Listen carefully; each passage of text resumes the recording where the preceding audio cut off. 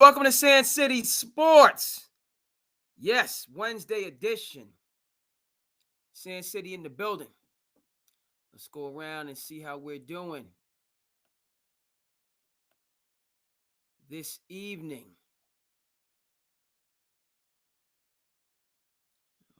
All right.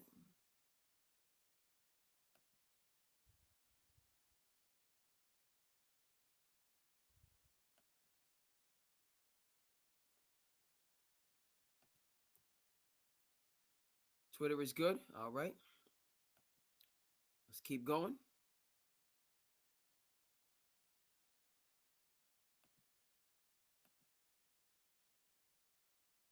YouTube is good.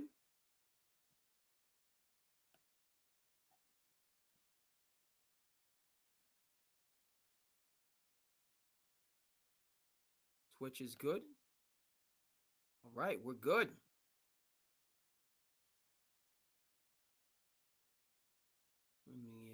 Okay. Bring that back. All right, welcome. Sand City Sports Wednesday edition, long day, good day, passion project, full launch. How's everybody out there in television land doing again? Hope you're good. Hope that you had a good Wednesday. Now that I think about it, I get the remembrance now that it comes to my mind. It was a busy Wednesday, back and forth, right? Everything was going good. Now I think about it, I forgot to set my lineup. Yep. Forgot to set my lineup for my fantasy. Just come back to my mind. Been a good, busy, back and forth day. Isn't that how it goes in life? Get this for you. This might have to be the first segment. Actually, I think we're going to lead with this because it's just... We'll lead with fantasy bloopers. When you had a busy, full-fledged, and then you look up and you say, I didn't set my lineup, which when you're playing in competitive leagues might as well cost you the matchup. So that's where we'll start. As thrilled as I am to be with everybody for this episode of Sand City Sports as we lock in. Hey, we got rumblings going on in the NBA. Giannis Antetokounmpo possibly on the move. We will discuss. We have a return to, dare I say, greatness is overstated, but we got a return to prominence here in the Commonwealth in terms of what the Patriots are doing. Beat down to the Giants. Not that you win, how you win. Patriots serving notice with injuries. Love to see it. Again, yes, the competition is, okay, they're not playing the cream of the crop, duly noted. But you can only play who's in front of you. All right. And the Patriots are handling business in that capacity. So we will discuss across the board. But first, we got to blast off. We're going to talk about sports. It's going to start on a personal note because I just got, in the fantasy managers out there know what this is. It's just been a busy day. It's been a full day, a lot going on. And then it occurs to me, I didn't set my doggone lineups. And you're going to see the results of that amongst other things. But before we get there. Oh, yes. Welcome to Sand City Sports, folks. To the business. I am your host. Can you see me? Cape Cod Kid, artist formerly known as Andre King. Here I am. Thank you so much.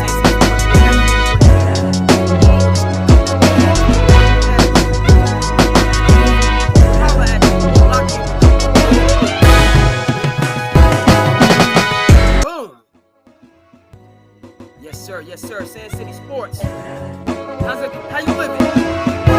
Sand City. Go.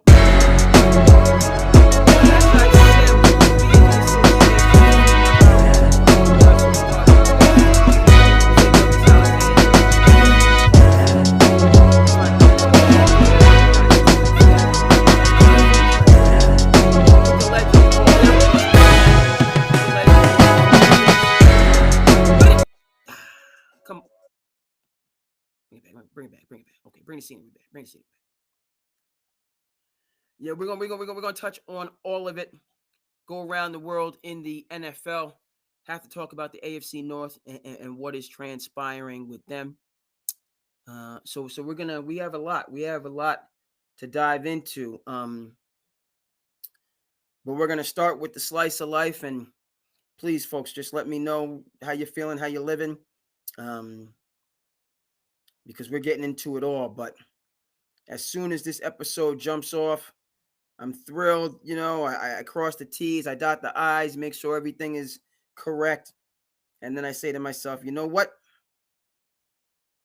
Somebody, not somebody over the rainbow, right? Somewhere over the rainbow. Not somewhere over the rainbow, but somebody forgot to set their doggone fantasy lineup. You gotta this. I can't do this on my own. We're gonna have to work through this together. This is how we're jumping off the show. I know. This is how we're gonna jump off the show, just to get your feedback on this conundrum that I find myself in. I appreciate you. And let's go over. Okay, we're gonna save this. We're gonna come over here and we're gonna. Oh yeah. And we're gonna come over here. Yep. You know what this is. Because I need your feedback, folks. A bit of a personal moment. Bit of a personal time. But I need you to, you know what I mean? I'm interested in how you're feeling about this situation. Specifically and particularly, if you're a fantasy sports manager, you know what this, this feeling. Things are, Max, you off to a hot start. I've been balling in both my leagues. The football league is still going on. Our fantasy league, and a shout out to the guys, the chat. We're a close group. So we go year round. We don't play around with this. We don't play around with our fantasy sports. Really good group of guys. We've become close friends. Like, everybody didn't know each other. Talk about sports brings people together. Like, some of us knew each other, and then it was just friends of friends. This guy went to college with this guy. This guy, is in-laws with this guy. So we didn't, but we've become close friends over these last, it's been 10 plus years to think about it. And we have basketball league. It started with basketball, then we added football, and then it was like, might as well just add baseball. So we got all three leagues going. So right now we have the football and the basketball going on, folks. Can you see? You see what you're seeing what I'm seeing here. All right, all this talent for your boy on the bench because I didn't set my lineups. So I just traded for Alexander Walker. He's out there getting 18 shot attempts, making 5 free throws. You know what I mean? You see the beard was cooking tonight, 11 for 24 on the bench. Bain, 6 for 15. He's getting his opportunities, bench. Crispy P's been over here balling out. Porzingis. We didn't want to keep a dynasty together here in Boston. I'm not coming off of that take for anybody. All right? Talking about the second apron. No. Not now, not then, not tomorrow, not yesterday, not ever. Do I want to hear anything about a second apron and why that caused the Celtics to break up? I've been 10 toes down. You traded Jrue Holiday. You traded away a dynasty. Multiple opportunities to win championships. Let me be more emphatic. I'm not shooketh of the Oklahoma City Thunder. I said what I said. I'm not shooketh if we have our core four. Again. First of all, shout out to Jimmy Buffs. I got my Jimmy Buff shirt on. Shout out to Jimmy Buffs. New Jersey is in the building, folks. Jersey is in the building. Where's the boss? Where's Bruce Springsteen? Get David Chase up in here now. Woke up this morning. You heard me? Woke up this morning. You know the intro for The Sopranos. But New Jersey's in the building. Shout out to Jimmy Buffs. My roots. Born in the great state of New Jersey. Something that I'm proud of. Here in Tourstown, on the Cape. But the roots go back to Jersey. Roots go back to Jersey. Very much so. So I'm going to establish that. As well as establishing, folks, that, yes, Tatum is out for the year. We know this. But if the Celtics had their core four, and that doesn't even include Crispy P, who I'm including in this narrative and dialogue, doesn't include Crispy P. But it should. Because, first of all, no shade, no lack of respect. Oklahoma City is, hey, I want to see them go 74-8. I've noted this. I want to see them go 75-7. Go ahead. Go get it. Is that possible? You know, this NBA and pace and space, competitiveness of their conference, right? Both conferences. No, the East is injured. So the West, clearly the stronger conference. But Golden State did it in the West, right? And their 73-9 season that hit a buzzsaw against Cleveland Cavaliers. A buzzsaw that was accelerated, if you will. A buzzsaw that, I don't know how you can help a buzzsaw. It's already rather dangerous and destructive. But I'm talking about Draymond Green being suspended. You remember it. I remember it. So they got some help. No two ways about it. They got some help. But Fits and Butts of Candy Nuts, we're all going to have a Merry Christmas. They lost that series. All right, so Oklahoma City chasing that Golden State Warriors team, chasing Michael Jordan 72-10. Doesn't mean a thing without a ring. They ended up getting the ring. Yeah, they're on it. But before I make the secondary point about how Oklahoma City is coming up, you know, on this second apron with all the talent they have and whether they're able to keep it together and whether we need a second apron in the first place. I don't think that I'm including myself as if I have shares in the NBA, as if I have say-so in these, you know, meeting rooms with titans and captains of industry and the Daddy Warbucks, Steve Ballmers of the world. No. But lifelong NBA fan, this whole Red House Rock, you know, NBA on NBC, stop that. That's my childhood right now. Early 90s, Knicks, Bulls. Back when my original Knick fandom, I did leave. When Michael Jordan came back in 96 with the patent leathers. I left. So, but then I returned to the camp. Right? You got some Wire folks out there? Slim Charles?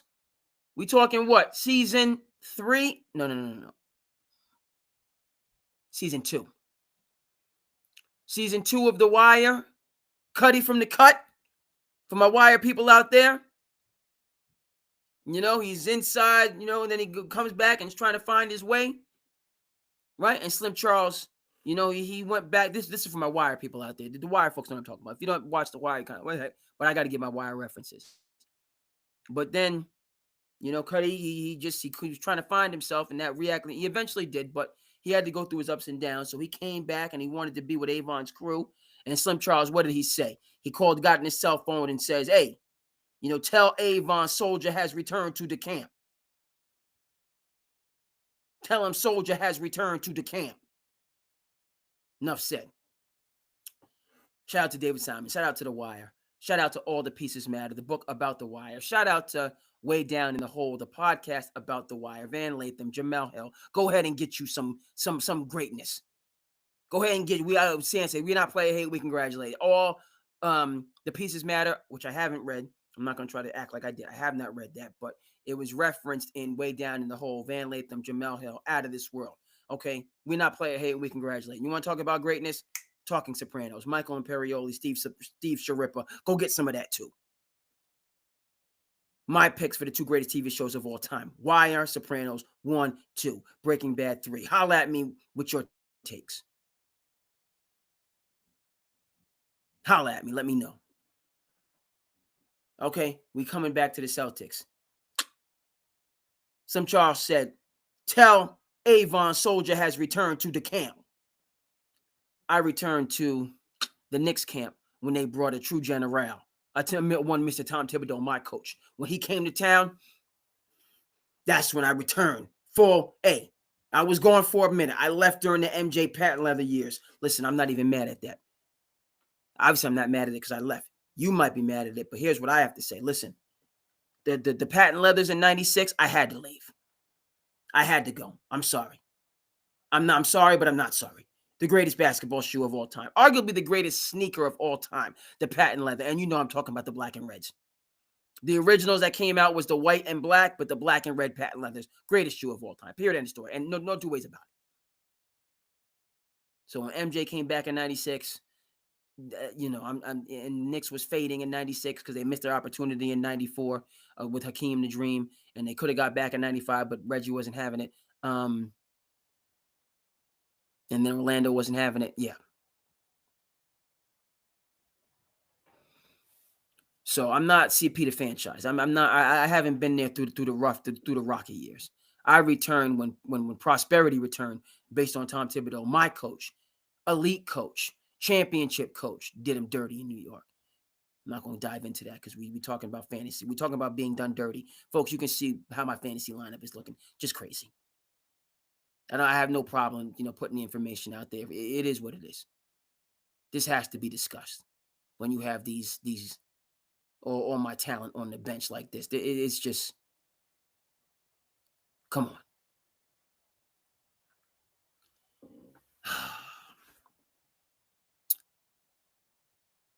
How do we get back to the Celtics? Let's get back to the Celtics. Soldier returned to the camp. I returned to the Knicks camp vis-a-vis Tom Thibodeau. Celtics, dynasty, no fear of Oklahoma City with the team that was established. Crispy P at the 5, Tatum 4, Brown 3, White 2, Holiday Styles at the 1. No fear of Oklahoma City. None. Zip. Zero. Negatai. Now, Oklahoma City right now, world beaters. They've taken it to a whole nother level. Yes, that's true. And obviously the Celtics, even in the best of all possible worlds, if the team stayed together, they would be playing without Tatum. So, yeah, Oklahoma City. But pound for pound, okay, Oklahoma City, and they are, but Indy took them to 7 last year. Let's not forget that. And the Nuggets took them to 7 last year with a lesser team. They're better this year in a number of capacities. But Joker just said, I'm done. I've had enough of you. Right? Joker went into that mode of just, I've had enough of you. I'm the best player on the planet. I don't care if your team is better. I'm the best player on the planet. And you're going to have to, deal with greatness. And that's what we saw in that series. Them last year, Denver, after allowing their championship window to be scuttled. When you remember, scuttled, right? When the boat get the your boat can't have no leak because we out there in the middle. You can't have no leaks. But scuttled is when there's a leak and you just that water start getting in, and you better call every single scientist, and then you might not be it might not, because you're in the middle of the ocean. That pressure is what it is, and man, that's what Minnesota did to the Denver Nuggets when they whooped them and closed their championship window, because that was not supposed to be right. It was supposed to be. We were supposed to get the Denver-Boston series. That was the series that we were supposed to be promised. We were supposed to get the Denver-Boston series the year before, if you would remember. This is before Prosperity came to town. But when the Celtics made the move to get Derek White, shout out to Brad Stevens, not stockpiling picks for no good reason. That is a subliminal shot at Danny Ainge. And they played against the Miami Heat without Tyler Hero and went down 0-3 and then came back and won 3 straight based on a Derek White tip, and then got smacked, beaten down, embarrassed, double digits at home, and lost that series in 7 games. And then Miami went and just got, it was just the Miami Heat Denver Nuggets finals is like the 99 New York Knicks against the San Antonio Spurs. It's just a mismatch. But that could have and would have and should have been the Celtics Nuggets finals year one, the first finals. And the Celtics broke through the year before, right? The Celtics had arrived. Went to the finals the year before. You know, should have went back next year, even though I wouldn't pick them against the Nuggets. And then the Drew Holiday was gifted to them just because of Cronin and Riley's feud. And now you have your dynastic team. Yes, dynasty. And they ran the tables. Should have been Celtics versus the Nuggets. Nuggets get Mad Dog by the Timberwolves, and then Timberwolves get Mad Dog by the Mavericks. And so that's last year's finals. Woulda, coulda, shoulda. Celtics, Nuggets crash course. And then last year, the Nuggets had lost their mojo. Fired Mike Malone, which I didn't agree with then. They're playing well, but, not a fan of it now. Same thing with Thibodeau. But this is just a much better Nuggets team. You add Cam Johnson, who's a better fit. Let Michael Porter Jr. go ahead to New Jersey. Let him cook. Let him get his numbers as they, shoot. Because it's a very rich draft. Very rich. Okay, Boozer, Debansa, Patterson, this kid at North Carolina whose name escapes me, Caleb Wilson. It's just loaded. So Brooklyn is not even thinking about winning. So Michael Porter Jr. can get all his M3 calorie stats, which is, he wants to have the opportunity to cook. He can go ahead and cook. Cam Johnson wants to compete for a championship. He's doing that. They also add Valanciunas. They also bring back Bruce Bowen, who Mike Malone didn't want to get rid of in the first place. Neither here nor there. Right, so Denver's cooking this year. Now, as I said, and we are going to get back to the Celtics, and we are going to get back to my fantasy disaster today. I don't know, right? Because you see me just getting whooped. You see me just getting whooped here.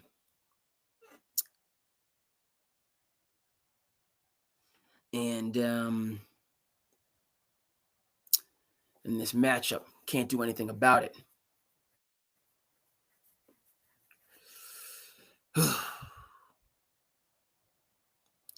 It is what it is. Let's bring this back. We've been talking for a couple more minutes about fantasy sports, but and I'm talking, you're seeing this fantasy disaster. Maybe you've gotten the point. I haven't. I got to work on this because you're looking at the fantasy disaster, but then I'm also going in this long diatribe relative to the Celtics. Okay. So what we're going to do is come back here, full screen, and then we're just going to stop sharing for the time. So you're going to come back to your boy. You got the point about the fantasy disaster. But if we're going to be talking about the Celtics ad infinitum, then you should be seeing pictures of the Celtics, which I can't find for you at the moment. So let me just finish that. Take 1, 2, 3, and 4. And we got in the Celtics because I'm just seeing Crispy P, who's injured, which kind of just brings me back to the good old days as in last year when he was with the Celtics. And the getting was good. Okay.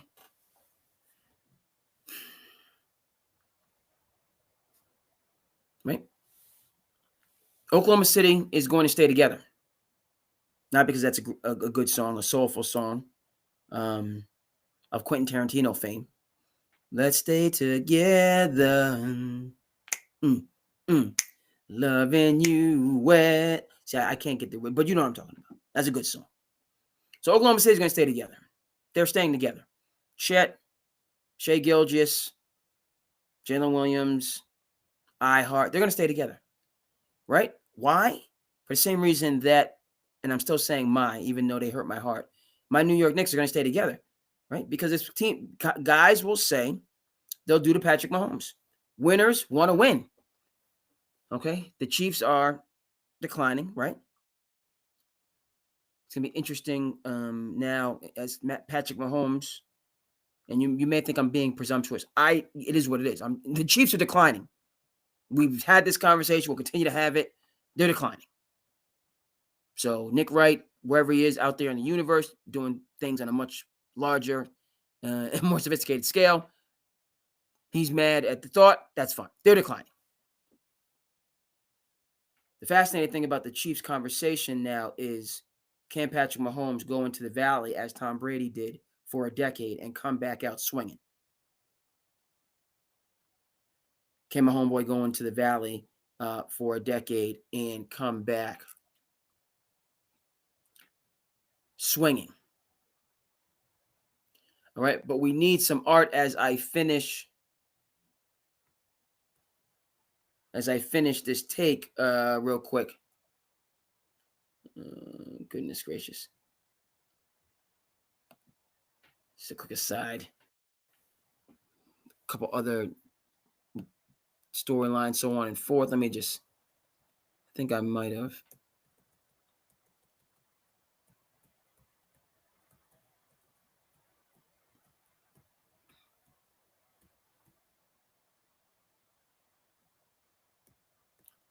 Yes, sir. Yes, sir. So I went, but we I don't, you know what I mean? I should have just, because we've had this discussion. We're having it again. We're gonna bring it to a conclusion.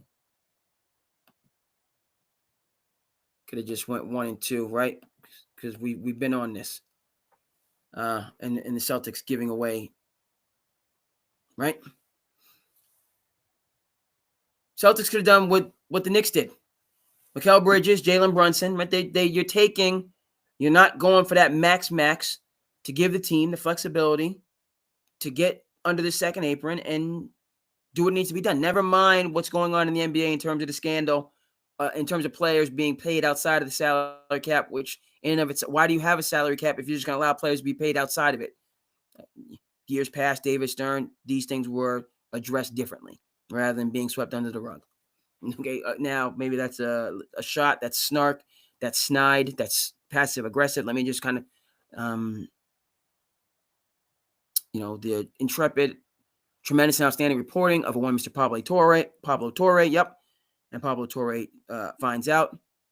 Speaking of which, somebody that's rolled with the punches in terms of the changing landscape of sports media, going from, your brick and mortar, ESPN, Fox Sports, and, so much talent at both those networks.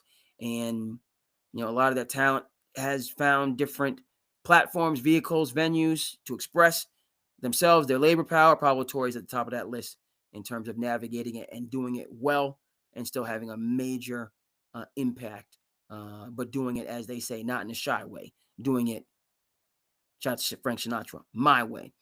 But his reporting on a number of things, but particularly, this usurping of the salary cap, and the implications beyond that, which are notable. All right, what is this? Why? Yes. So not that the Celtics need to do anything untoward, okay, but those things are happening. That's not the central point here. The central point here is teams like the Knicks, who are in the hunt, in the mix, maybe not favorites, okay, maybe I'm still angry. I am about Tom Thibodeau. But the Knicks and the Villanova connection, that they, see, it's tough for me to say we, because when I was there and Thibodeau was there, the Nova connection was full with Ragu, DiVincenzo, Big Body Brunson. I borrowed that from Joe Johnson. Oh, Big Body Brunson. Yes, sir. They went and brought, can't be the Slim Reaper because we already have one of them. But, one of them, Kevin Durant, Devontae Smith types, Mikal Bridges, over. Right? And you have Josh Hart out there as well. True Tibbs guy, playing the 30, 40 minutes, rebounding out of position at 6'5", and just getting it done. Winning basketball. Prepared basketball. Team first, all that, things that you want to say. Right? They took less to deal with this second apron that is unnecessary. People, and billionaires aren't get. Patrick Mahomes did the same thing. Tom Brady did the same thing. We remember it less, right? Because it paid off in championships. We're not worried about the 5 million or 7 or whatever, because Tom Brady's already gotten that back times whatever. based on the broadcasting deals that he's getting because he's Tom Brady. Because he's a winner. We need that guy. Right? Oh, Tom Brady, come in, talk a little bit, tell, no, you're gonna get a bag. Right? So we've forgotten about the monies that he gave back, and because that was that ROI that he knew. We have the right team. You put me in those positions. I execute. We get the championships. Legacy established. Legendary persona. Okay, now they calling me. We want to do a special. We want to do. We need you to do. They calling me. I'm setting the price. Tom Brady said, "I'm good. No, I'm living my life." And no, we need you. I'm good. No, we need you. Okay. Just think about this the other day. In terms of college sports, we do need to discuss college sports and the coaching carousel, and right. We're going to just discuss college sports. It has to be done. Now that they come to my mind, just in terms of remember how they treated your boy Cam Newton, and we'll conclude with the Celtics. But we're going to get the craziness. Over $100,000, over 100 stacks ran Cam Newton and his family through. Meanwhile, these coaches guaranteed deals, coach 2 years, get $50-60 million to sit on a. I don't even know what they're doing. I mean, it's just crazy. You're going to pay me tens of millions of dollars to do nothing. And I can go out and get another job and still do what I enjoy, just getting paid preposterous sums. And Reggie Bush had to lose a Heisman because of a couple $100,000. The 5 had to lose for a couple $100,000. Cam Newton for a couple $100,000 were tens of millions of dollars to these chefs. And we know a chef is only as good as their ingredients. Okay. We shall discuss. Same thing is true relative to basketball. Second apron, don't need it. Don't agree with it. Full episode on that another day. But the Celtics could have gotten ahead, shorter contract, come back, team-friendly deal. We stay together, we win championships. You get it back in spades. Right? Jettison Drew, jettisoned Crispy P. Playing tournament on 3. All right?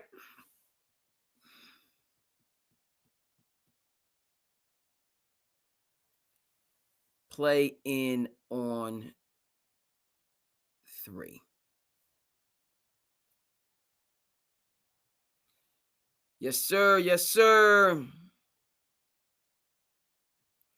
Let's move over and let's discuss. We got to get the Greek Freak up.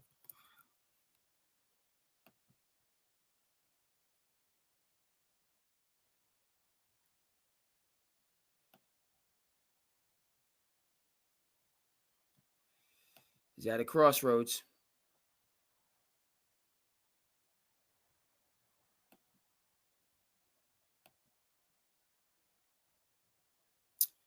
Okay, we're going to cancel that.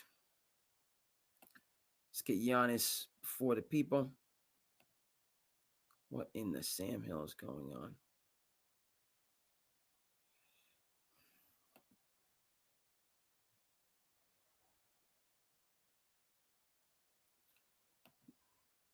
I'm missing. Quick 1-2 here. Just make sure that we get the art that we need to have this further conversation.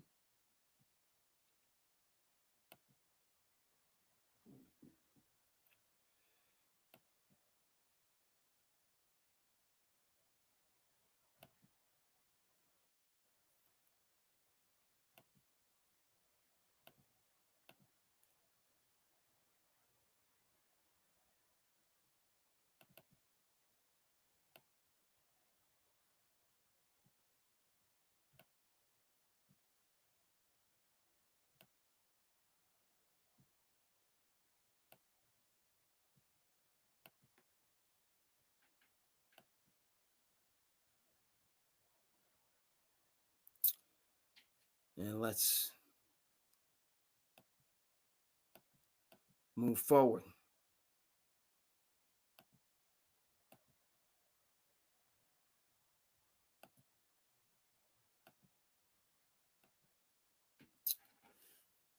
Okay, look. I feel like Giannis needs to sit down with Kevin Garnett. That's what he needs to do. He needs to sit down with Kevin Garnett, individual that spent majority of his career with the Minnesota Timberwolves.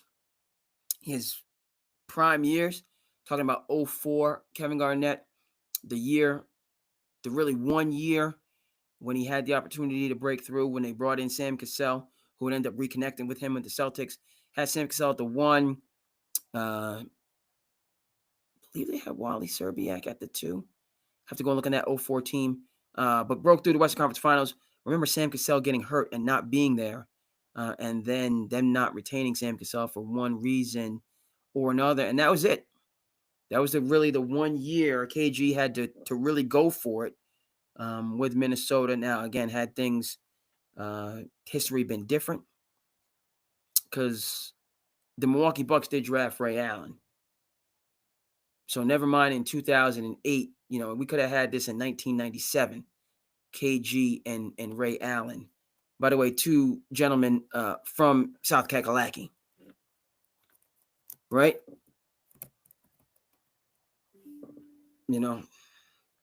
2 gentlemen that had things in common, and yeah, we're talking about championships.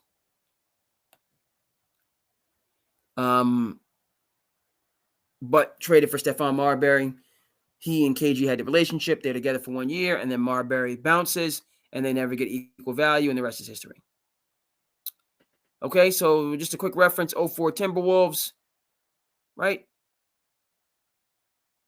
Finished first in their division, 158 games.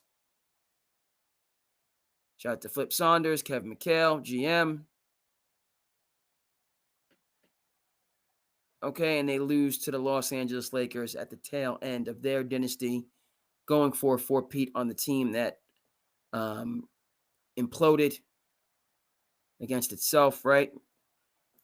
Kobe scandal, and then Shaq and Kobe's feud, right? But this team, Cassell at the 1, right? Szczerbiak at the 2. Oh, they had Spree as well. They had Spreewell on the squad as well for the 3. Though big KG at the 4. Irvin Johnson, who you might remember, at the 5 as a center. Okay, bench, you got Fred Hoiberg and,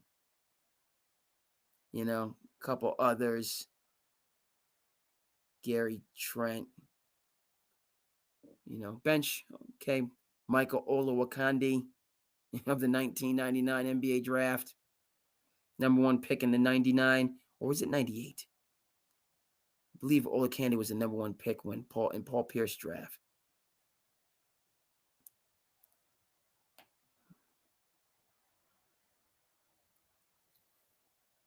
Okay. Called him the Candy Man. Yep, it was, no, so he was in 98. 98 draft.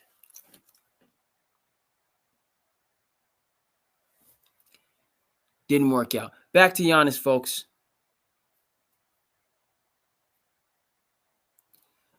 Right? Kevin Garnett talk about loyalty can harm you.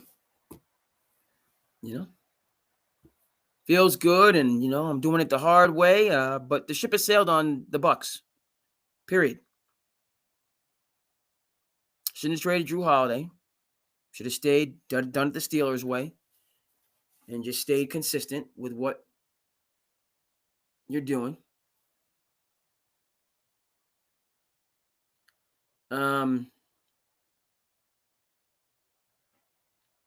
And just kind of fought it out. Maybe added an additional piece, but held the line. Okay, and it's not that different than the Kevin Garnett situation. where you had someone there that was a good fit, was committed, might not have been like Ray Allen, even though a young Ray Allen. You want to talk about explosive? Talk about a highlight reel. You want to talk, that draft just being so ridiculous with AI at the top pick, Camby, Sharif Abdul-Rahim, Sugar Ray Allen, Stephon Marbury. I mean, just talent and explosiveness across the board. But imagine if KG and Sugar Ray, two guys, right? They're both from the South, South Carolina. But Ray Allen was in Milwaukee for a good number of years before going to Seattle. So need both of them. Okay, like I'm in the frozen north, but you guys are showing me love, making my life simple. I think I'll stay. Right?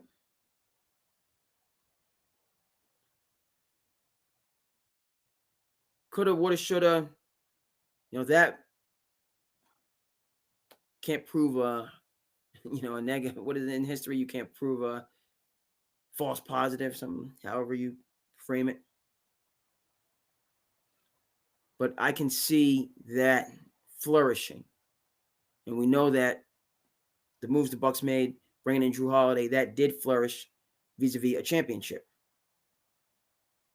Okay, you wanted to go in, you wanted to play with that guy, you thought you could convince him, and Dame he wasn't feeling it, just like Marbury wasn't feeling it. Right? And so that's that. East has changed.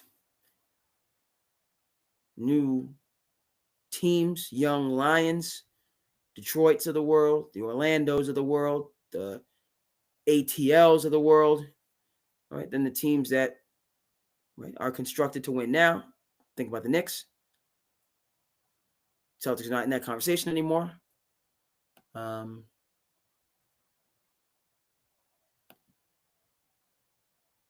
Giannis' championship window in Milwaukee closed.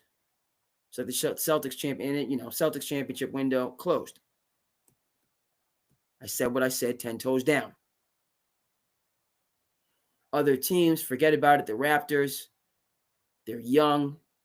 Every player's got to be 6'9", that does everything, and they just throw incredible athleticism and size at you and make you react. And they're even though I didn't understand it, Scotty Barnes, Brandon Ingram, Grady Dick, Chris Boot, it's like they're all the same. Never mind, now you throw in Quickly into the mix. RJ Barrett, another 6'8", 6'9". Handle it, swing it, But it's working, they're winning. Cleveland, built to win now.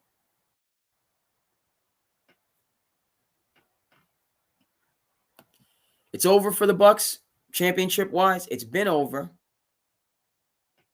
Frankly, I'm surprised that it took Giannis this long to put his feet down and say, because in the summer, that's when I had like, hey, what? This is why folks in Dallas are furious and remain so.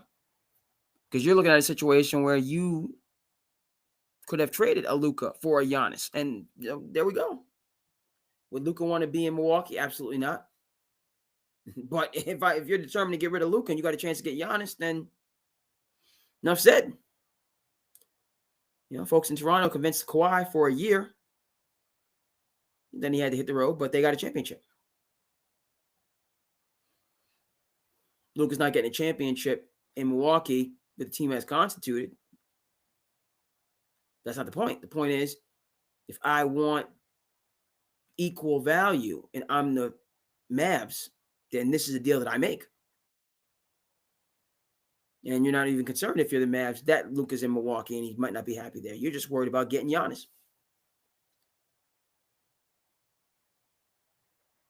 Fans say, okay, we lost, but we got Giannis. All right. Fans, they're not ready to storm the gates. They're saying, okay, we got Giannis, we got Kyrie, we got AD, they got Cooper Flag. It's like, oh my goodness. Now, do they get Cooper Flag if they actually get that deal right? And the NBA doesn't take sympathy on them? Probably not. But you see what I'm saying. By the way, Cooper Flag's balling out of control. Mavs have gone in the wrong direction, but Cooper is balling. No two ways about it.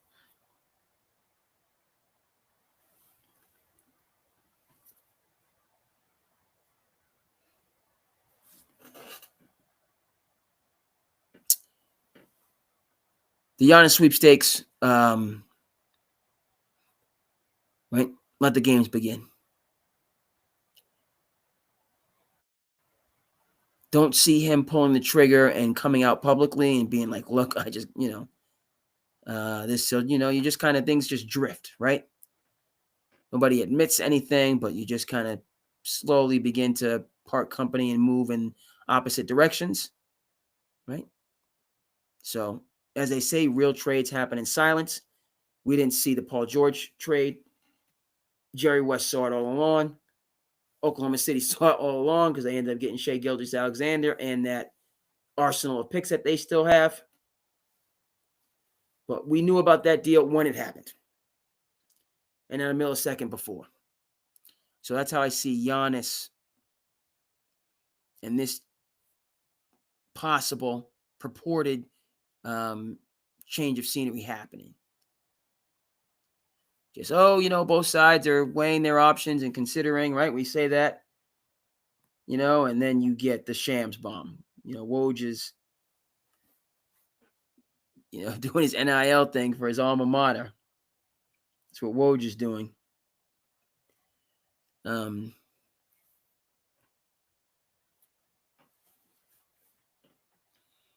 Shams will be right on it. So full circle, Giannis, talk to KG. He's around. He's doing podcasts, and he's not a hard guy to find. And get his insight again to first ballot Hall of Famer. KG was, let's not forget how generational KG was. I think KG kind of gets lost. That's a longer story for a different time. Time which might have to be tonight. Frankly, now that I think about it, in terms of, people just not putting respect on Kevin Garnett's name. Like Kevin Garnett or Anthony Davis. Kevin Garnett. Two Chicago folks, right? Anthony Davis, tried and true, born and raised in Chicago. Kevin Garnett went there for a finishing year, right, from South Carolina. Took his talents to the Chi for a year, played with Ronnie Fields, on one of these mega teams. Farragut Academy in the Chi, coming from the South Kakalaki. And then the rest is history. NBA is and just having an impact in the NBA from day one. Learning from Kevin McHale, another generational big. Right? We lose track of, KG, KD and K. No, KG needs to be right up there in the same conversation, right? With just the all-time greats, because he was that.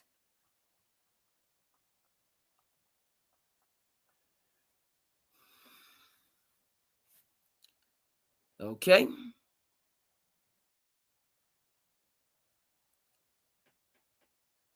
To be continued. To be continued. Hope folks are doing well.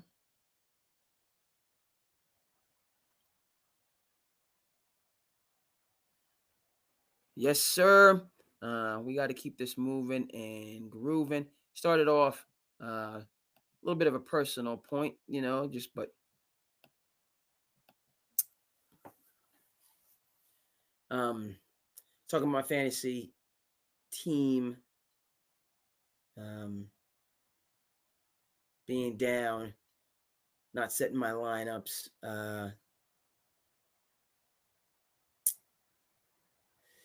And that kind of getting me.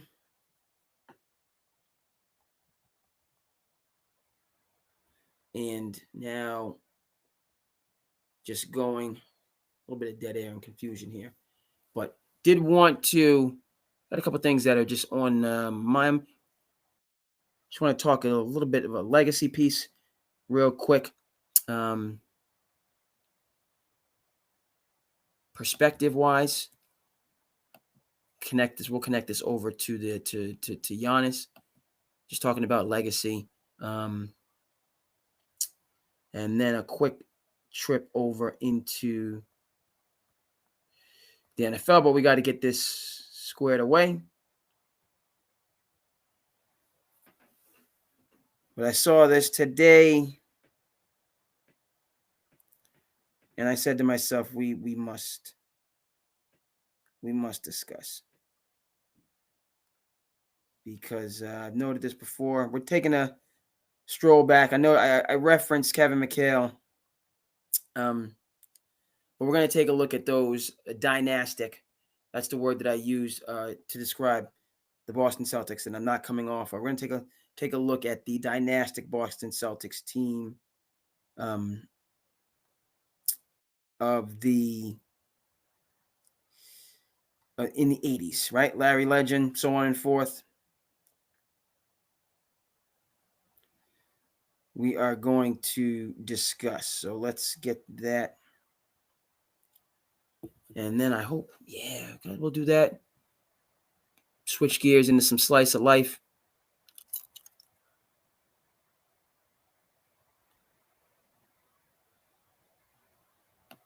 And go from there.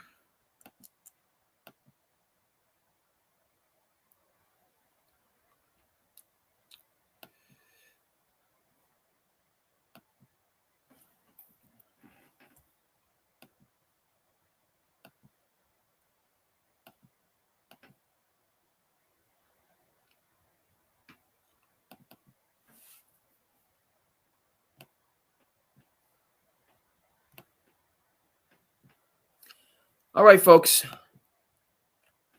Sand City, Wednesday check-in. A little bit late, but better late than never. Long days, good days, passion project, ways. All right, so a little bit of a history piece. You know, some of the Utes, as they say in My Cousin Vinny, the Utes. Some of the Utes might not know who but you can get the perspective, right? Something that I've referenced and never have a problem going back and talking about, right? Relative to Larry, but just learning the stories of people. Coach K, Duke and Silver. No, Coach K is from the Chi. The Chi. Don't get it twisted. He's a Chicago guy. Okay, check out the rise and reign of Coach K, Ian O'Connor, right? Isaiah Thomas, west side of Chicago. Check out his story. Okay, Vice Lords coming to the house, banging on the door. Like, yeah, the young kids, the elementary school kids, they're coming with us for initiation. And how his family, particularly his mom, just stood up. No, he's not. Out of this. Yeah, it's just amazing. But Larry Bird, and this, now famous picture, and he looks, no, he's still, I don't know if he looks a bit older, but, yes, as people know, Larry Bird, Indiana, boyhood basketball legend, and it's a state that's known for their basketball focus and fanaticism and so on and forth. Shout out to Gene Hackman and Hoosiers.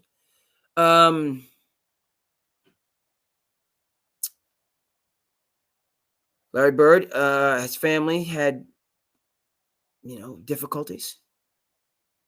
French Lick is not a wealthy area. He talks about it. Growing up poor, we all had the same thing. Nothing. Before all the social media and the cell phones and everybody looking at how everybody else is, living these fantastic lives all day, every day, 24/7, 365. Versus, everyone's, working class and just making it.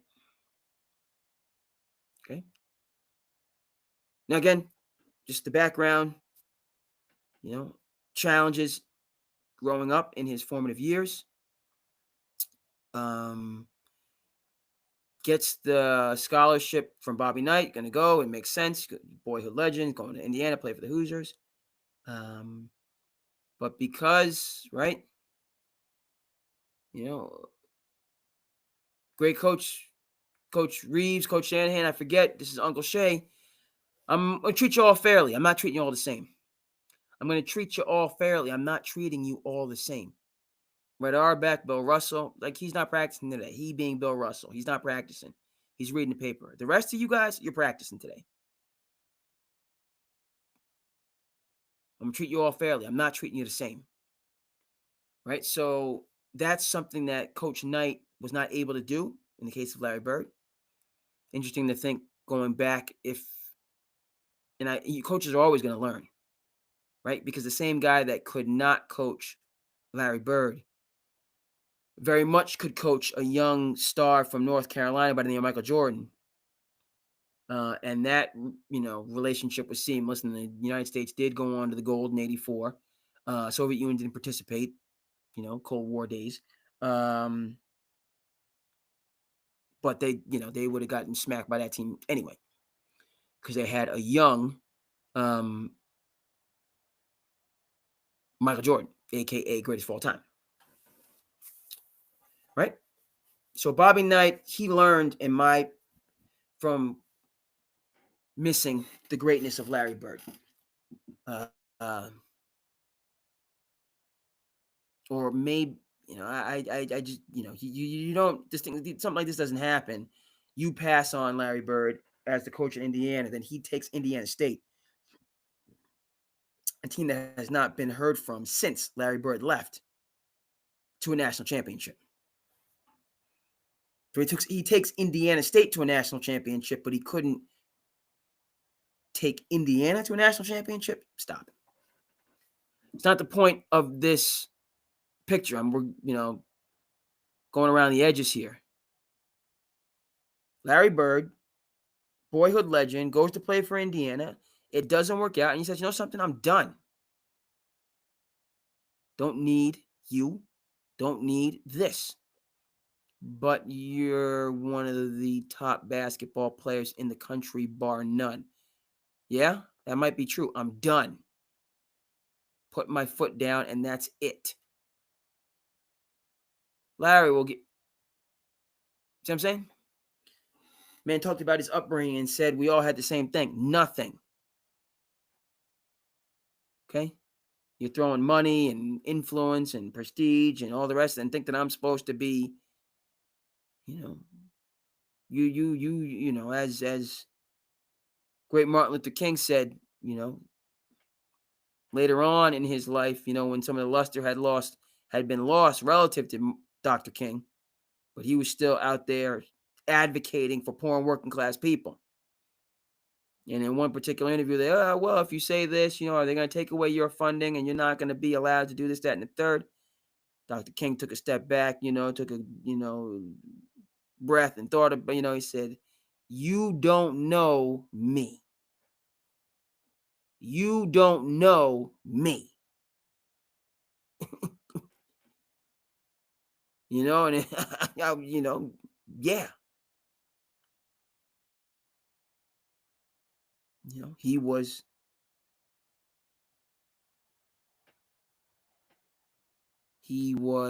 this is Dr. King I'm talking about here, fully devoted, not partially, not a percentile, fully devoted to working class people.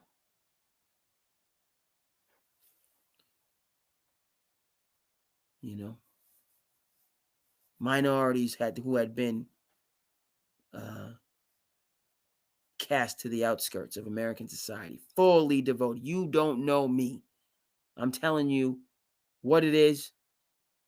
I'm taking hard stances. Yes, some are going to go, some are going to stay, but I'm doing it. How does this relate to Larry Bird? He's collecting trash. Okay, coaches from all corners coming in. We need you. No. He stayed with it for a time, Finally, Bill Finch at Indiana State convinced him it's home. It's local. He doesn't have to. He's obviously rooted. He's not going to go too far from his family.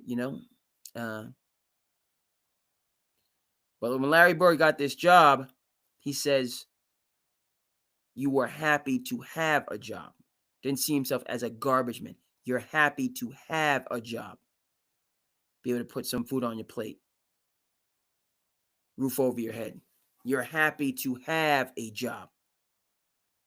How does this mix? And not a one-to-one thing with Giannis, because Giannis, he's consistent. He says it and he means it. But how does this jive with our current era of load management?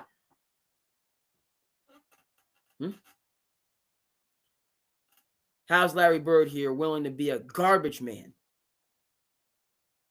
and not to prove a point and to one up Bob Knight? And no, didn't have a great experience at Indiana. So much to the point, and a lot of people, Larry, stick it out, just no. But it's two things. First of all, it shows the foundations of greatness. See it right there, the foundations.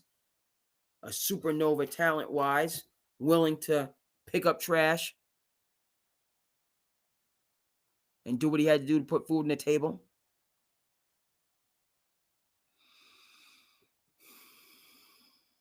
Right? And then when that's lost, right, load management. I had to practice for 10 minutes too long. I can't play tonight. The other approach. Okay?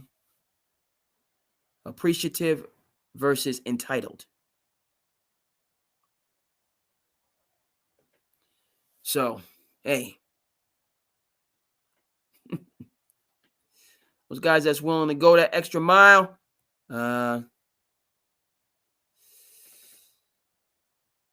stopping them. No stopping them at all. Okay, let me take a look, folks. We've gone back and forth. And so we're going to stop sharing. Going to come here. Yes, thrilled to be with you and to get this. Shout out to Jimmy Buff. Shout out to New Jersey. We did start it off with fantasy. Just slice of life type stuff. Come from a long day. It's a little bit late, but not too late. We still moving and grooving and cooking here on the East Coast on a Wednesday doing the Passion Project. Don't want to hear it. Get 2 jobs, not got 2 jobs. Long days, but it's a beautiful thing. It's a beautiful thing. Nobody, right? So many opportunities, this, that, and the third. It's supposed to be hard. It's supposed to be a hard thing, right? So we're going to keep moving and grooving. Might catch that second win. But started off with the fantasy league. And it's just, there's nothing like it. You feel like you did everything. You crossed the T's. You dotted the I's. And then it just it wasn't to be. So we're going to, I want to get into one more thing in terms of a throwback. This of a little bit of a humorous nature. Humorous, and also it's also serious. It's also serious because we gotta discuss. We're gonna go over the NFL. We're gonna take it from a little comedy, but it's serious as well. Serious as well. Okay, so folks, Wednesday and the Thursday midweek, brick cold out there. Let's keep it moving and grooving. Sand City Sports. Let's keep it moving and grooving. A little bit of comedy.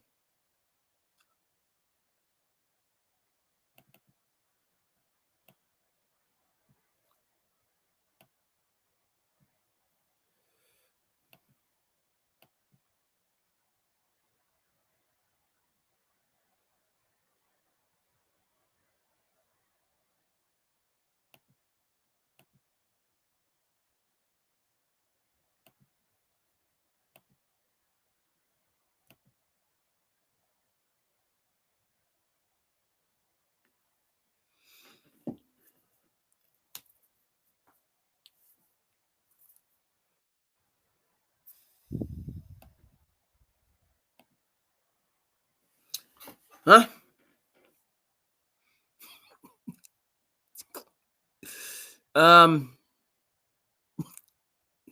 Hey, when you're right, you're right. I'm sorry. It's not the time. Aaron Rodgers. Okay.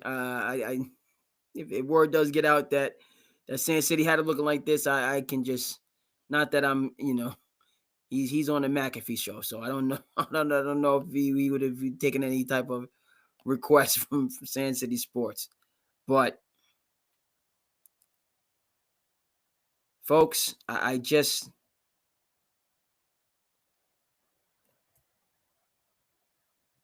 How the heck are the Baltimore Ravens in first place in the NFC North, AFC North, excuse me, when they started 1-5? What the heck is going on? This was working, right? The Steelers were just a toast of the town at 1, 2, 3, 4, at 4-1. They were just a toast of the town at 4-1. They lose a game they shouldn't have lost to, a trap game against the Bengals. I believe that was Flacco's first game, right in the ship. Another tough loss against the Packers, all right, who's got a movement, who's built. Get a win against a very tough Colts team, lose to a Chargers team, right the ship against the Bengals, but then doggone it. It's, and I'm looking at, these are, you see what happens when you have continuity. These are losses in the margin. Okay? Lose to the Bengals by 2. Lose to a Packers team, very good Packers team, by 10. Get manhandled by the Chargers, all right.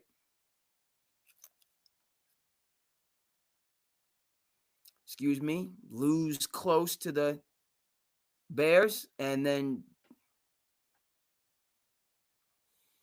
Bills run away from you. All right, so this is in jest, but it's also not, because coming up this weekend, we have Steelers and the Ravens. See if the Steelers can take back control and get that W. You go from 4-1 to 6-6. And vice versa, the Ravens go from 1-5 to 6-6.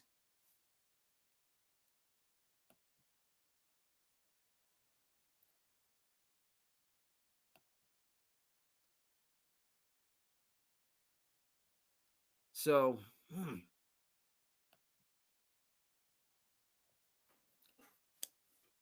I pull for Mike Tomlin. That's want him to do well. Not that he needs me to want him to do well. He's been doing well. But this, hey, plenty of season left. Chaz Palminteri, Bronx Tale, flat broke. Had his play in hand. They were offering all kinds of money, but they wanted control. He said, no, this is my project. I'm starring in it. They said, good luck with that. You can stay out in the cold. Bob De Niro comes to a show, say, hey, we're gonna make this right. We're gonna make this right.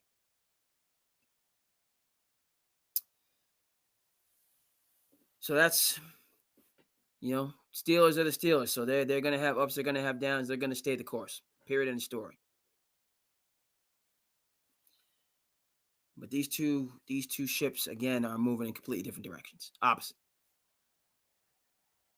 Ravens resurgent, trying to scratch and claw and get into the dance. And Steelers having just lost that common touch. That common touch. Okay. So we're going to get into a bit of slice of life on this episode. Thrilled that we got this episode going on. Going to get into some slice of life and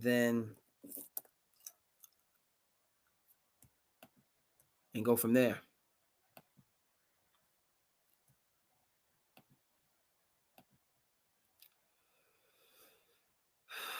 Yes, indeed.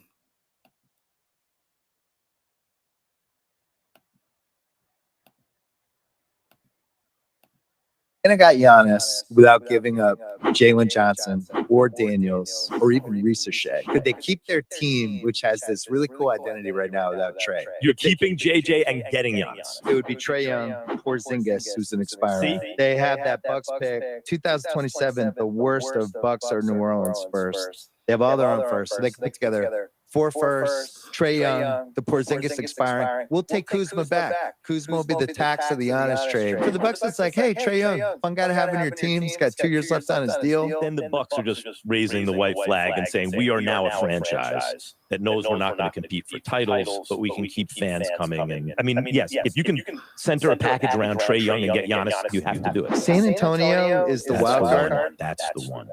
If I'm San Antonio, I'm doing whatever it takes to get Giannis. That's like a brain breaker trade. It's a brain Well, breaker. just putting Wemby and Giannis on the same team is like, Harper to me is untouchable. Castle, I should also be untouchable, but I have to give up something to get something. I have to give you at least one awesome asset. Right. Your fans can say, well, at least we got that. All right, Giannis trades. If Atlanta got Giannis without giving up, No way if I'm Milwaukee am I giving up. No way if I'm San Antonio. No. You're not just going to give me Steven Castle and some maybes for Giannis. You're giving me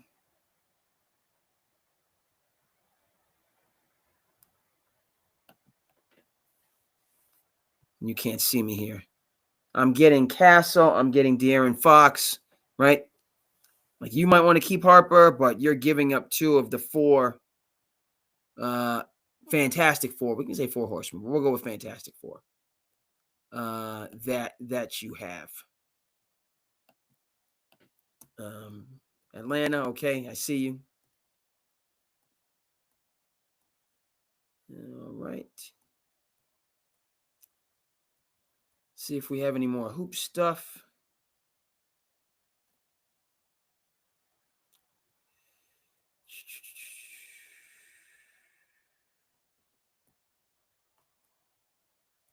If for no other reason, let's get a throwback as we wind down here on this episode of Sand City Sports. If for no other reason, especially. Nope, that's not what I was trying to do.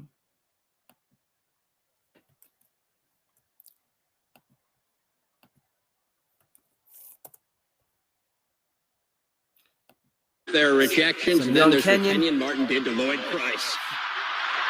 He sends it all the way across the court and into the first row. First half, it was UC's Kenyon Martin putting on the show. That dunk ties the game early. More Shout from out to Kenyon Huggy. Martin. Alvin Mitchell throws a lob, and Martin does the rest.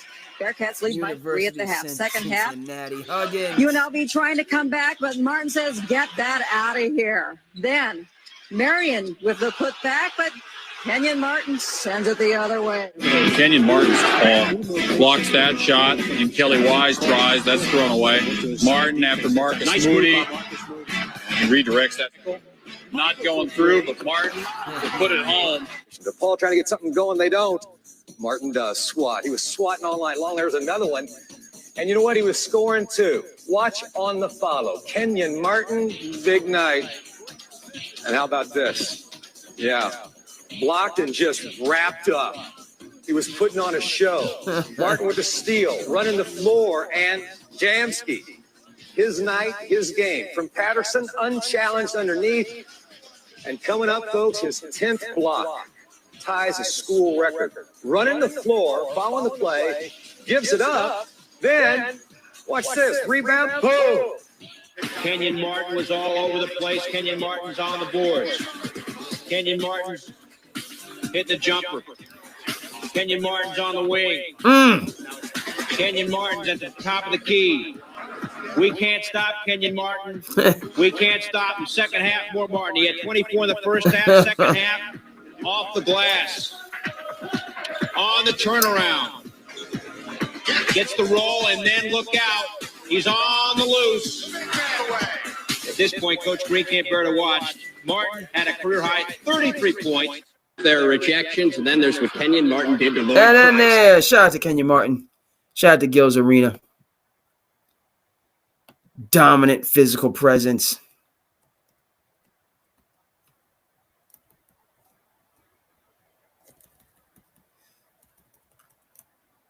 Let's wind down here.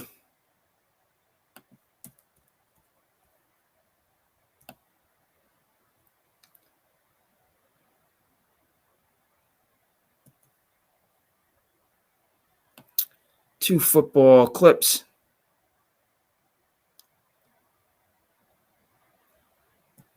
As we, all right.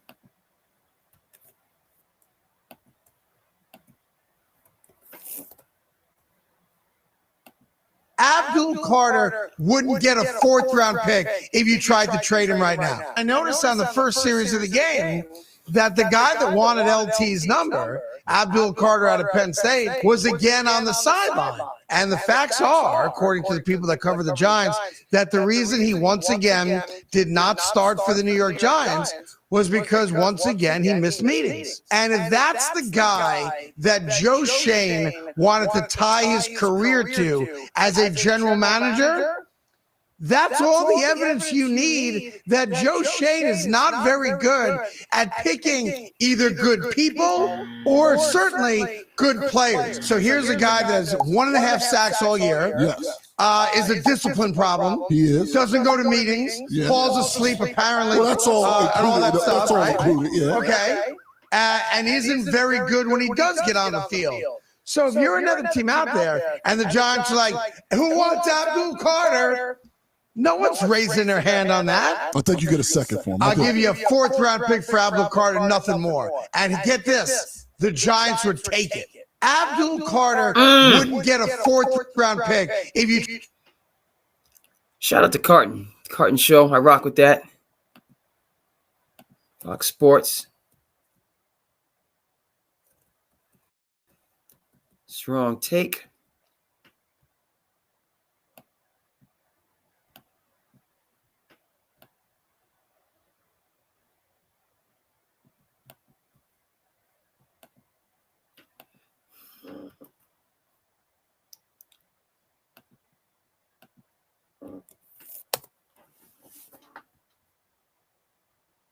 Discussion. He looks like he's going to be one of these guys about every 4 years that enters the league and is an all-timer. He just doesn't miss. Didn't have his left tackle. Didn't have a left guard. Doesn't have a number one wide receiver. They don't run the ball particularly well. He had 30 points in the first half.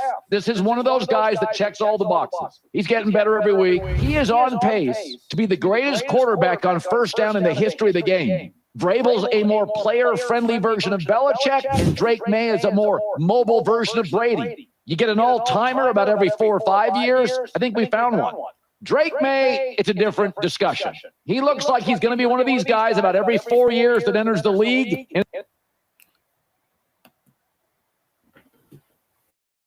Interesting how this narrative has changed. You know, what a difference a year make. And Vrabel having the magic touch. Again, I'm all for it. Drake May, Caleb Williams, him out of Carolina, Caleb out of USC. They were the two odds on. I noted this. Jaden Daniels came through a little bit later. But all three of these quarterbacks are outstanding. Happy for Drake May. Worker, grinder, you know, and now he's in with coach that, you know, can certainly put him in those positions to be ultimately successful. Go from there. All right, so let's finish on this note. We started with my fantasy sports woes, sharing them with you. Thank you guys out there in television land for listening. And now let's talk about what you have to like each other, which you can tell they love each other, which leads to all the magic. And you have to understand roles, you know, which they definitely understand their roles. You know, they got their top dog, they got their number two. Everybody come in, they know their role. And that's the way it has to be in order to win in this league. And they're doing that, man. They are a well-oiled machine. They kind of just plug and play, which is how we were during those times, you know. So it was very interesting to watch. You know, when you have a leader that has that commitment to excellence day in and day out that Shea does, everyone else has to fall in line. And they're doing that, and it's special to watch. You have to like each other, which you can tell they love each other. You gotta like each other. Oh, what's going on?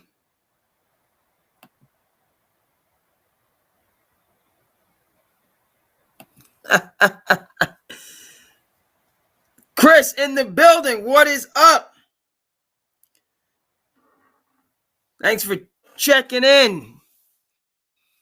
Leaving the Christmas tree company, hang out with P Square. We were just talking. Chris, you would remember this out there in California. Paul Pierce, 98. Draft class 98. Michael Olowokandi come up. Thanks for, I was winding down, but we're going to stay on for a little bit longer.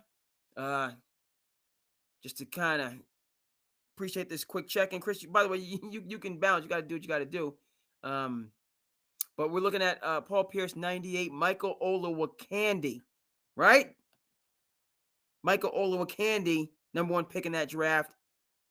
Pierce goes 10th because the folks in Dallas swoop in and take Dirk Nowitzki 9th. But P Squared's name came up.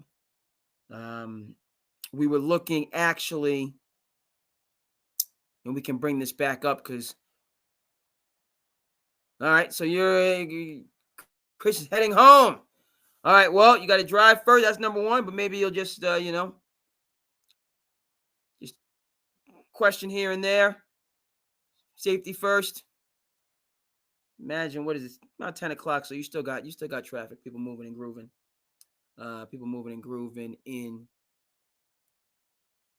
Los Angeles. But here's the conversation piece as we come back here. It's looking at Giannis, who will get up on the screen once again, and him being at a crossroads. No, I'm not putting Giannis on the screen. Actually, bump that. We're looking at Giannis at a crossroads. What I'm saying is he's got to talk to KG. He got to talk to KG in terms of KG's years in Minnesota and how being loyal to the soil can hurt you a little bit. We put Giannis up there. We got to get Kevin Garnett on the screen as we come back to this conversation and let folks come in and share what they have to share, right?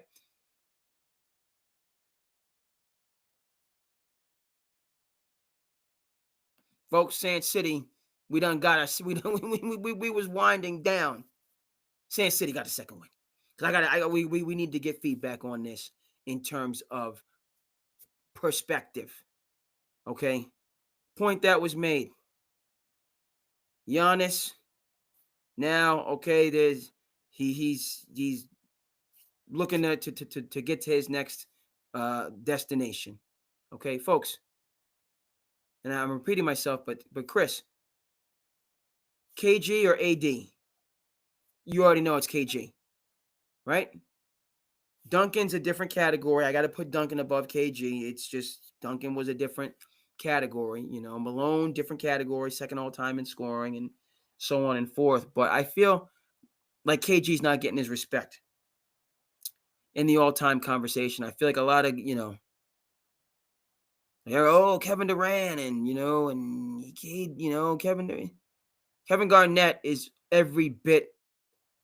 Now it's different because Garnett was more defensive minded, defensive player of the year in 2008. We gotta get the picture up on the screen. You know who was the defensive coach of the Celtics in 2008? Right? Very good. That was one Mr. Tom Thibodeau. We remember this. Okay, we remember.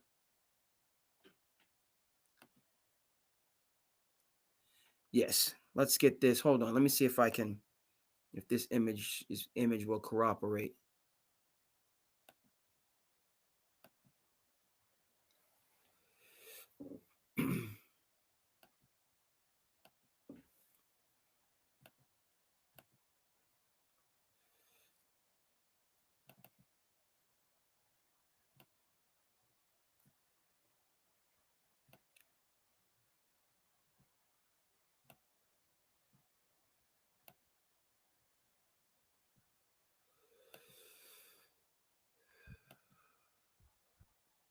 Yep. All right, let's get KG on the screen and then return to this conversation. A little too much down time. Two-part conversation.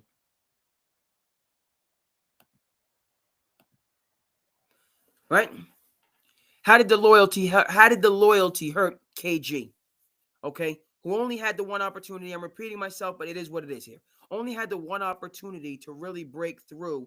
That was his 04 team that had Sam Cassell at the one, who got injured, by the way. Cassell got injured in that Western Conference Finals. I remember it against the Los Angeles Lakers, the Faker Lakers, okay, who couldn't stand each other, right? Kobe in trouble in terms of what he did in Colorado or didn't do, however you want to look at that. Malone, Peyton, it didn't fit. The triangle didn't work for them. Both huge egos. Then the egos start to go at each other. Kobe, everybody has just a massive ego. You don't have a uniter. You don't have a Steve Nash. You don't have an Andre Iguodala. You know what I mean? And not that those guys would even listen to those players, right?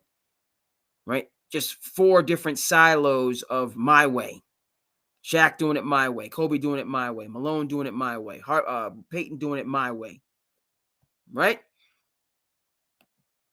Sprewell, Serbiak.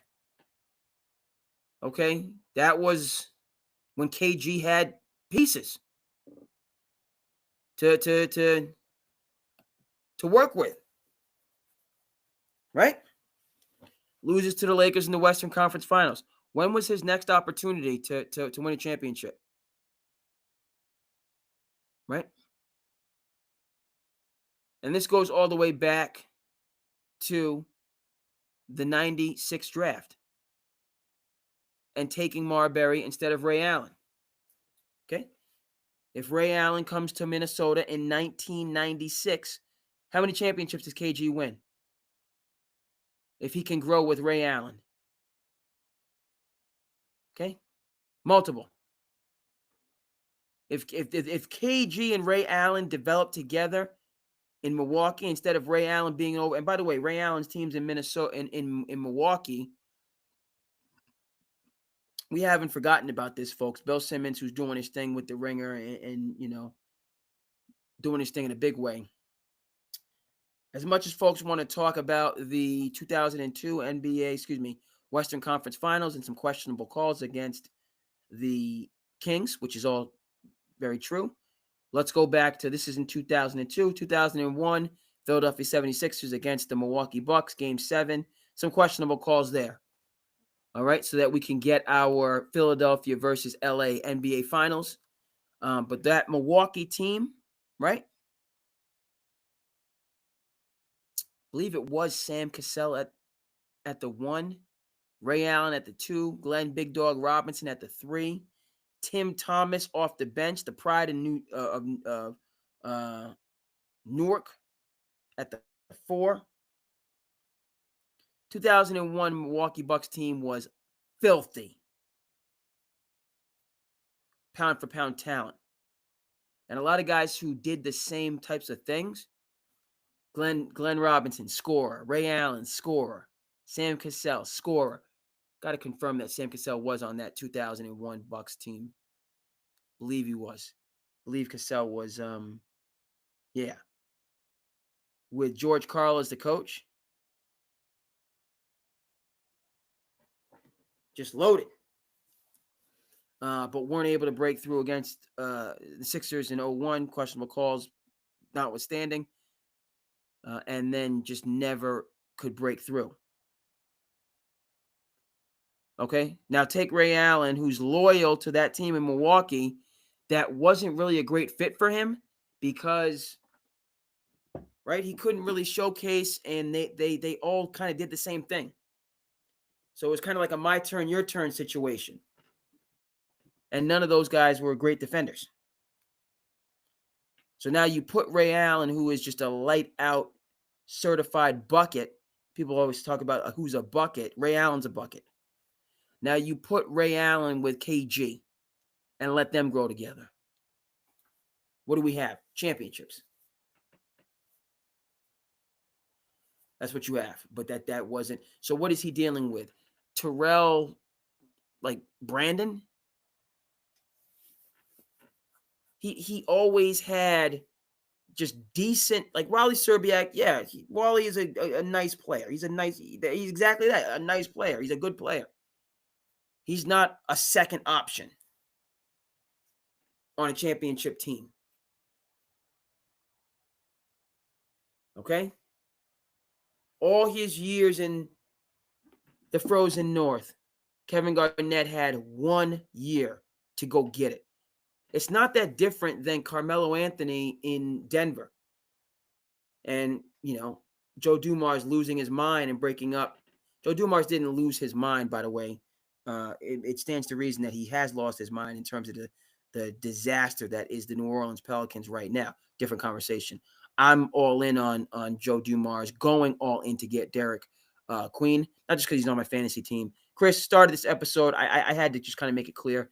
I had a fantasy blooper today, also known as a fantasy disaster. I didn't set my lineup. Multiple guys on the bench, Bane, Harden, a couple injuries, but so I essentially lost my lineup. I lost my matchup because you can't mess around and not set your lineup one day. And, we have a competitive league. So that's how we started this show, with a little bit of fantasy sports therapy. Just had to establish that.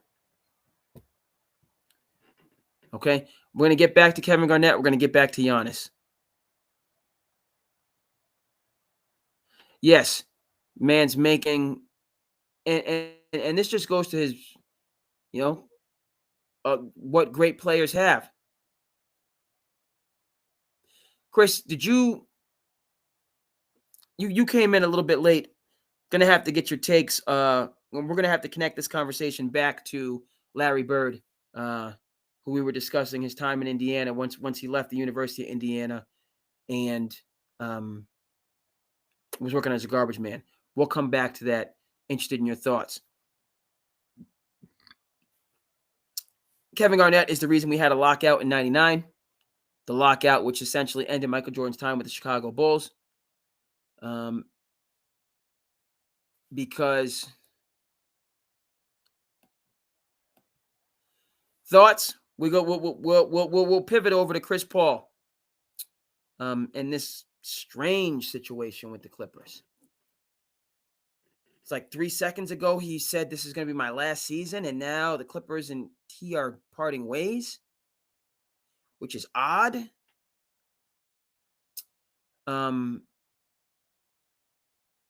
Let's get Chris Paul. Let me finish. So, Kevin Garnett is an all-time great that needs more respect on his name. Right? Better than a lot of folks. Not better than Tim Duncan. Kevin Garnett. I'm saying what I'm saying. It's not better than Tim Duncan. But everybody else, I'll say Tim Duncan and Karl Malone can go above him. Every other, modern power forward, no.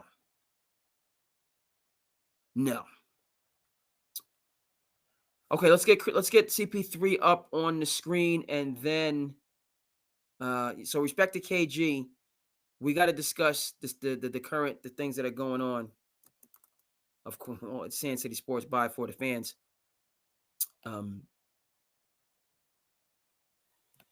And somebody that came into the league a year after LeBron, CP3, same age as, same class as LeBron. Came up through the ranks. CP3 of North Kakalaka fame. Obviously, LeBron is from Cleveland. Just a kid from Cleveland. All right, so we have to discuss. Let's get where's my okay, so we got KG that's up there. Let's come back. We got to talk CP3, but first we need to provide, and then got to get the visuals going on. Yes, you know what I mean? It's getting a little bit late, but not really. It's not late when you're doing your passion project. I tell you that. When you're in the mix.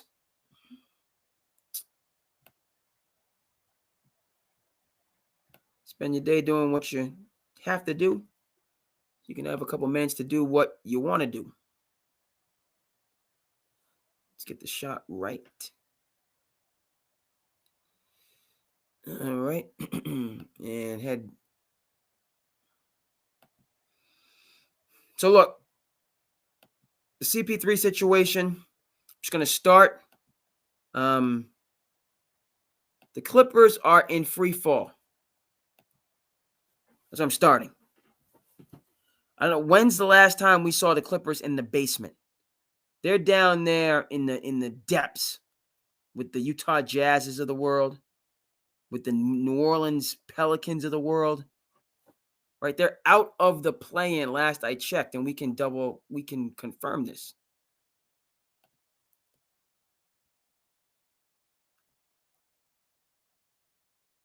Right.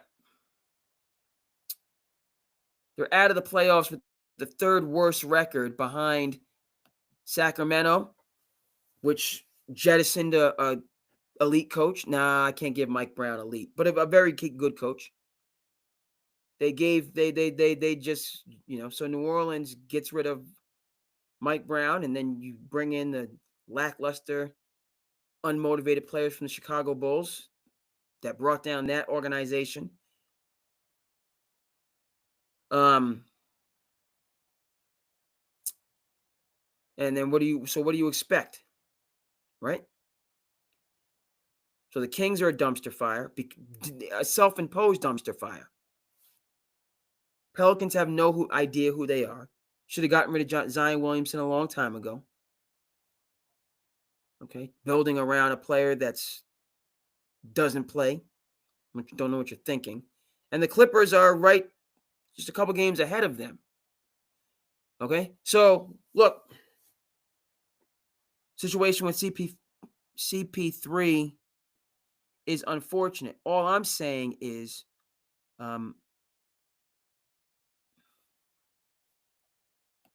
talked about that deal, right? How that Paul George deal has aged over time. Clippers got their opportunity to win a championship, which they gave away in the bubble, up 3-1 against Denver, allowing themselves to get picked off so that we didn't get the marquee matchup between the Clippers and the Lakers head-to-head. 2020 when the world shut down. Right? The Kawhi Leonard, how do you say this? The salary cap debacle.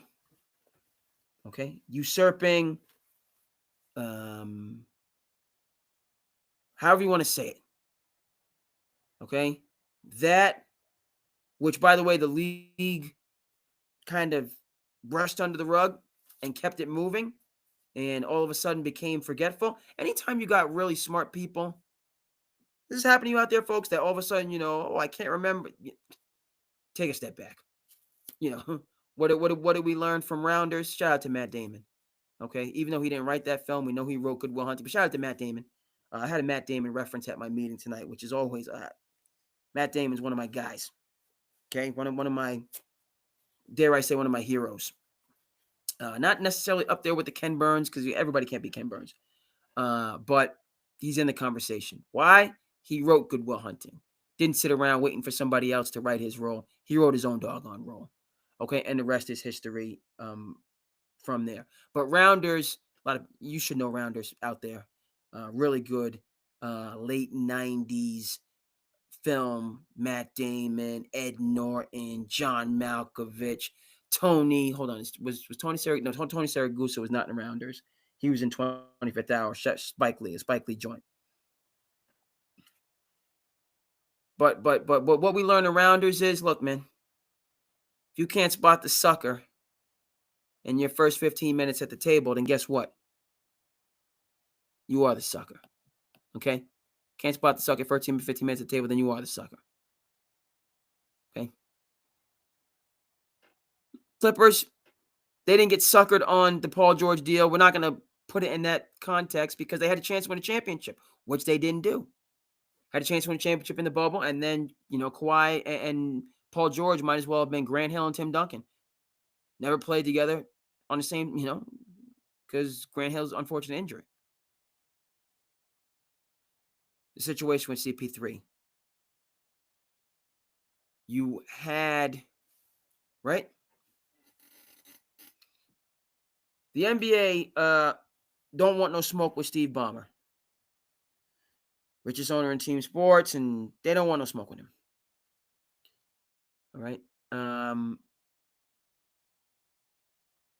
The issue for me is, right, for a normal person, you would say, well, like, you guys kind of got in trouble, that you guys meaning the Clippers, but you really didn't get in trouble because you guys are the Clippers.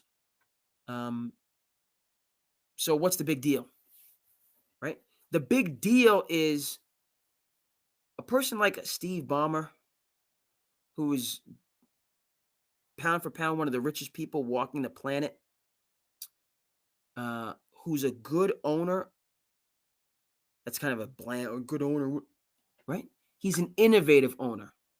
He succeeded in building the Intuit Dome. It is a different type of facility. It's how it's set up and having this kind of European feel to it, where, you go to the game and you really just. And the Clippers are the Pittsburgh Steelers of the NBA, right? They're not panicking. They're certainly not tanking. They're building the best team possible that's going to be dangerous. Took Denver to 7 games last year.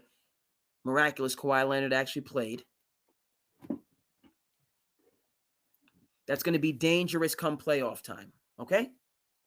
So they're an organization. They're not throwing all their chips in the middle to go free agent hunting, and then that doesn't happen, and then you just cry yourself a river and head back for the lottery. Now, the Clippers, and then you talk to people that have played for the organization, or like, wow, it's a first-rate organization, right? But there's a crack in the armor. There's a crack in the armor relative to the scandal, which is exactly, of notable proportions, that they have not been reprimanded for in any way, shape, or form, but they're god-awful as a team. And now you have the CP3 situation where he's jettisoned in his, okay?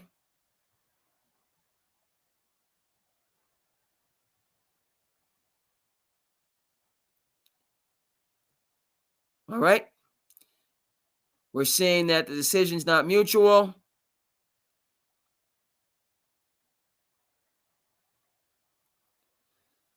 Okay, let's just go through. Chose to part ways with Chris Paul. See, okay. And let me just hammer home my freaking point. Clippers are 5-16. Just went over how Ballmer's the richest owner in team sports. All the innovative things that he's done in terms of brick and mortar. But beyond that, this is a team that competes, top 4 seed in the West, staying out of the play-in.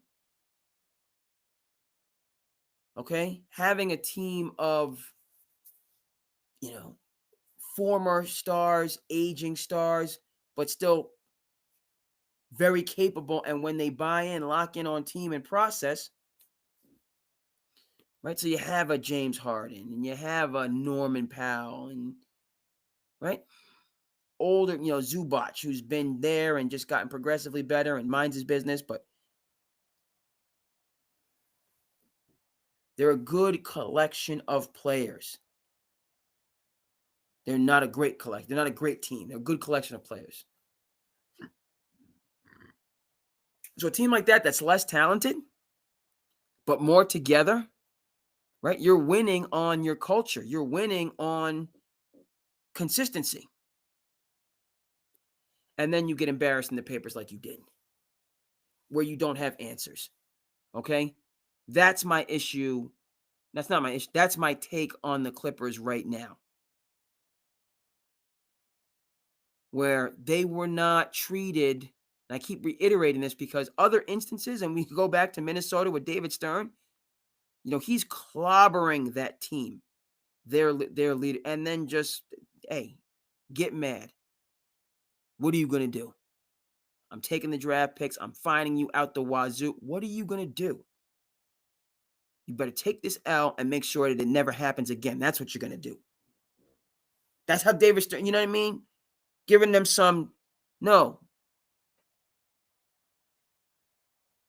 Now, again, owners and billions of dollars and how to hide this and hide that and very sophisticated with money. I get all that. But this is the idea, the idea of, dare I say, reality. An idea of reality. That this team operated, an illegal slush fund for however many years. Okay. And Steve Ballmer, right? They're used to being in control. Yes, because I'm the top 10, 15, 20 people on the face of the planet. There's only 19 or whatever other people that have more resources than me. So a person like that does not get questioned and cannot be seen to not have answers for his questions.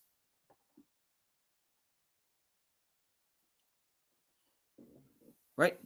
That's why I'm starting with the CP3 situation. The Clippers have gone, like it's a Cinderella, like the clock has struck and they got caught out there.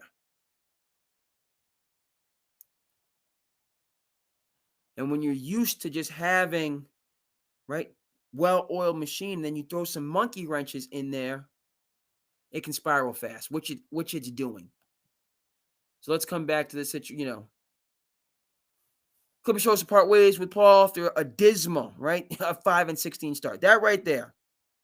Nobody's safe. Okay? Didn't much offer an explanation on the move. We're parting ways with Chris, and he will no longer be with this team. We will work with him on the next step of his career. Chris is a legendary Clipper who has had a historic career. I want to make one thing very clear. No one is blaming Chris for our underperformance. I accept responsibility for the record we have right now. Sounds like Daddy Warbucks. There are lots of reasons why we've struggled. We're grateful for the impact Chris has made on the franchise. Yeah.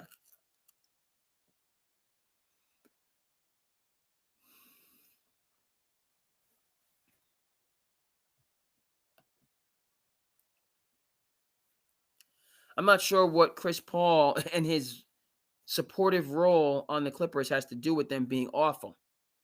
He's brought in to be the older brother he never was to Blake Griffin or DeAndre Jordan. That's what he's supposed to do. Now, whether or not he was actually doing that, he's had his struggles with players his entire career and getting through to other stars, particularly young stars. So I can see how that may have happened, right? Whereas, right, this was a situation in Boston before Derek White and certainly before Jrue Holiday. Is that it was Jalen and JT's show. They were the straws that stirred the drink, but they were younger. Okay, so they didn't necessarily have, right? So you needed, I don't know if they needed, well, they did need, right, that veteran to kind of come in and be the older brother, the supportive person. Only thing is, Marcus Smart wanted to be a guy. He wanted to be the third musketeer. He wasn't worried about supporting lift. You know what I mean? Like, you're an older brother. The same way that Ray Allen was an older brother to Rajon Rondo in 2008.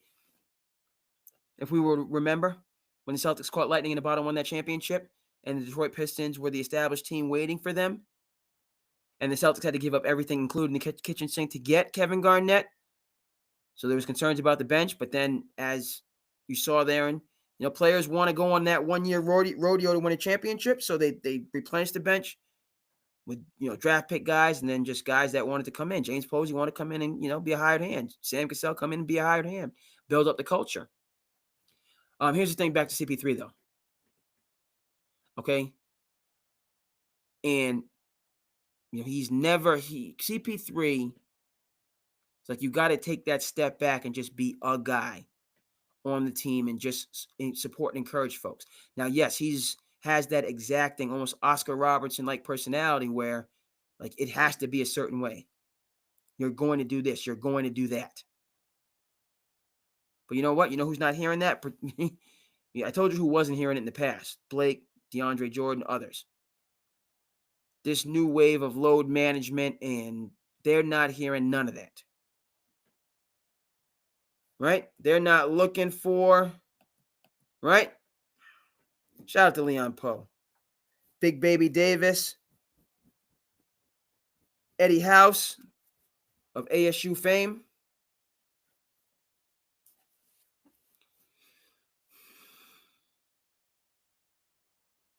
Chris Paul, he's been one of these guys that it needs to be my way. Speaking of which, why not stay in San Antonio and coach up and mentor Dylan Harper and De'Aaron Fox? Provide insights for them. Okay? The White Mamba.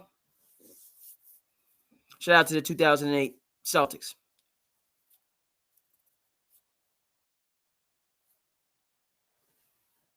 So the statement and yeah, the team, I'm just gonna be real quick and clear with this. As the Clippers are spiraling, do they need CP3 to say anything, or to just be consistent? Be there every day. Be upbeat. Be forward thinking and positive.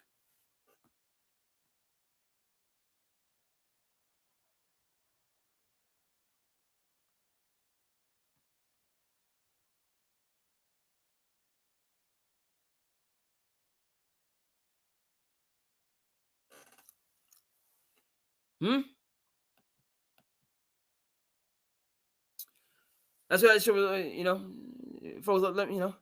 It's bad in Los Angeles, and it got bad quickly. And they're not used to Los Angeles. The Clippers have arguably the strongest culture in the league, bar none. The Heat are going to be up there, yes, but in terms of their culture and taking players who have been inconsistent their entire careers, i.e. James Harden, and turning them into model citizens that play the right way, understand the long view, right? So Ty Lue, Lawrence Frank in the front office, R.I.P. Jerry West, who Steve Ballmer headhunted. Right? Headhunted Jeff Van Gundy, took him away from the Celtics. When ESPN did the stupidity and got rid of Jeff Van Gundy, which was dumb. And then Brad Stevens swooped right on in. No, we need you. Special consultant, come on over. That was the brain trust after after the brain trust was just emptied with the whole MA disaster. Then Brad Stevens, right? Greatest writers in man to admit when I'm wrong. Brad Stevens saw the error in his ways, not giving Joe Mazzulla support on the bench in that, disastrous front office year. And they lost. And then Brad Stevens said, you know something? Okay, Sam Cassell, come on in, lead assistant. Emil Jefferson, come on in, a special, assistant. Jeff Van Gundy, come on in,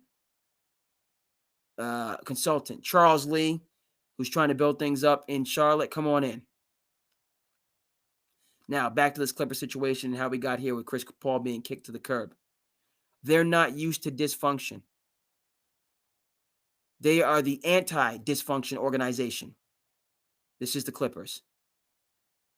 And then what happens? They get thrown into some dysfunction that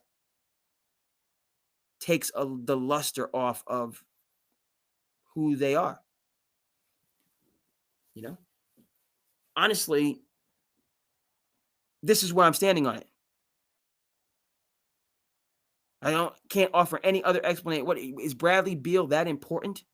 Because Bradley Beal's always injured. They knew he was going to be injured when they got him in the first place.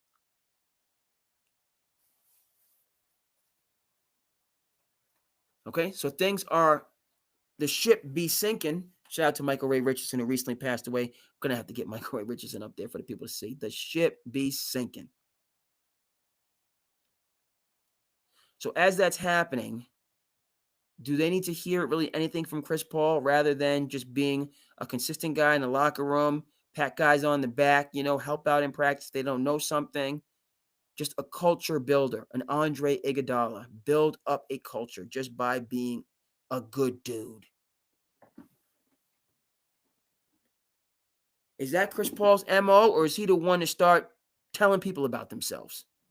And you need to do this, and you need to do that. And this is not, getting on that player like a junior would get on a freshman in terms of helping them to learn and grow in the culture.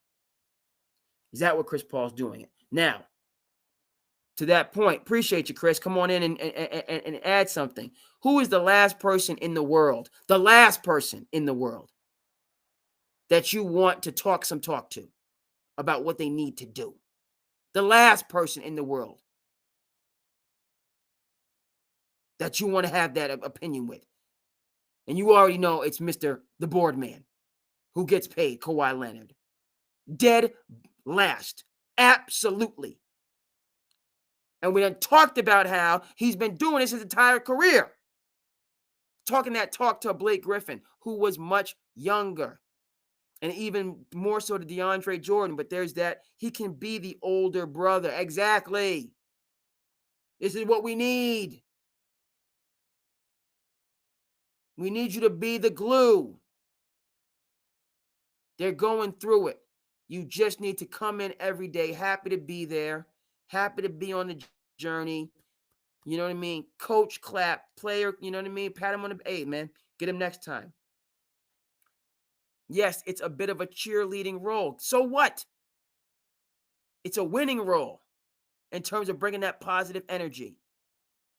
Iguodala did it to the tune of Finals MVP, which should have probably gone to Steph, but Iggy was a dude, but he took a lesser role for the greater good.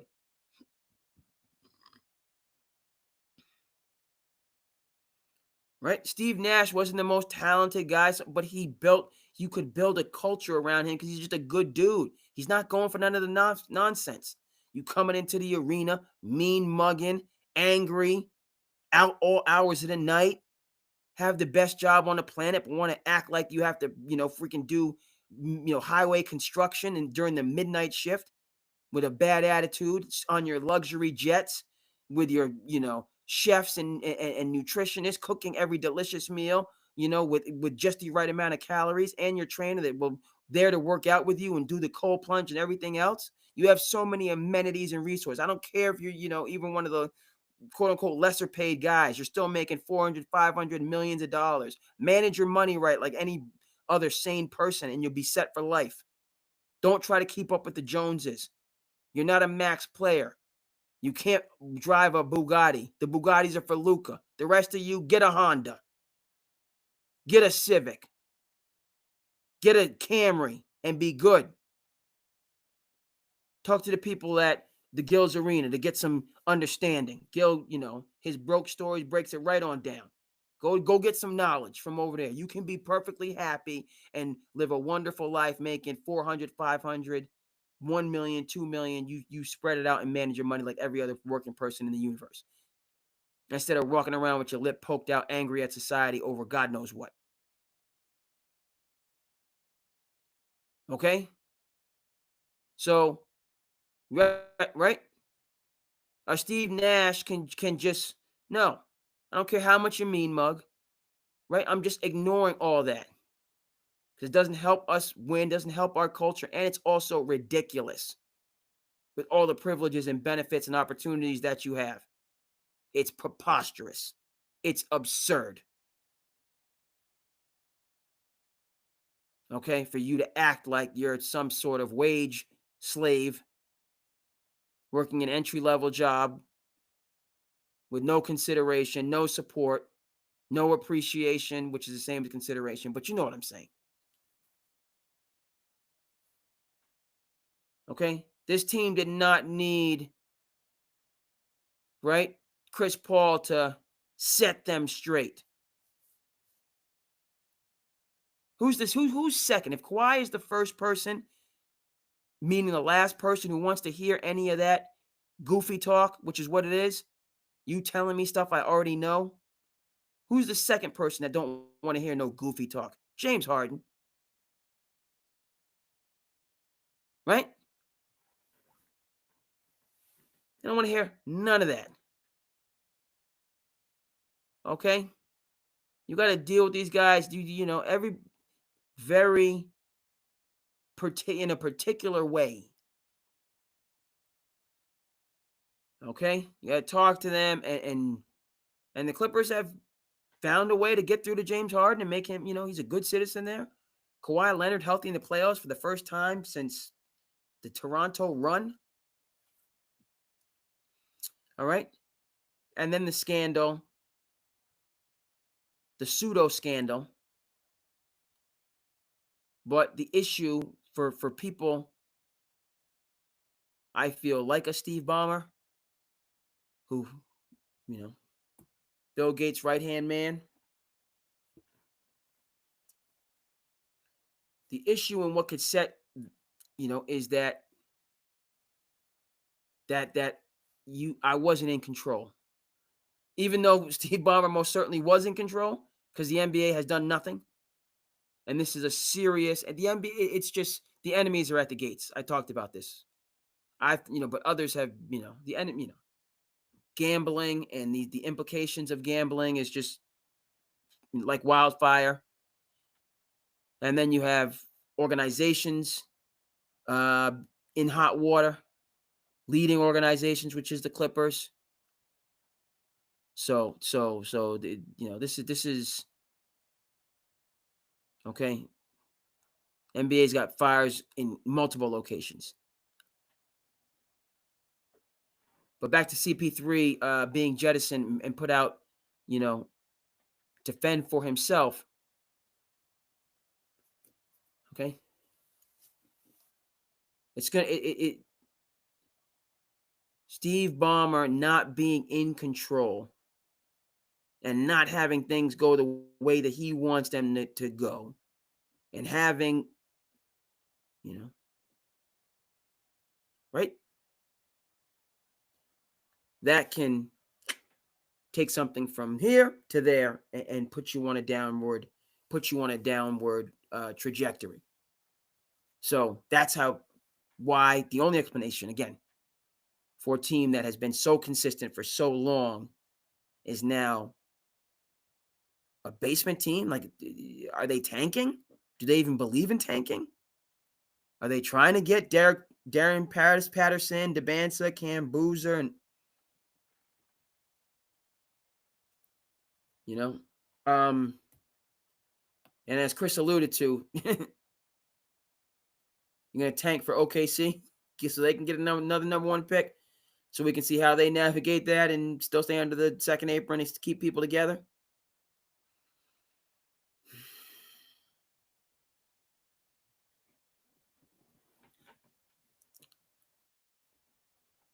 Maybe I'm being too hard on CP3. Okay, but I don't see him. I don't see, not forget him, but I don't see the Clippers looking to get rid of CP3 because they're getting some bad press. I don't see them, we can just, I see CP3 being assertive, as if this is still like the 2011 Clippers.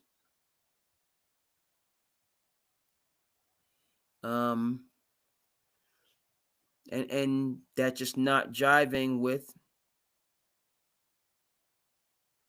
the players that they have. Okay. Let's see here.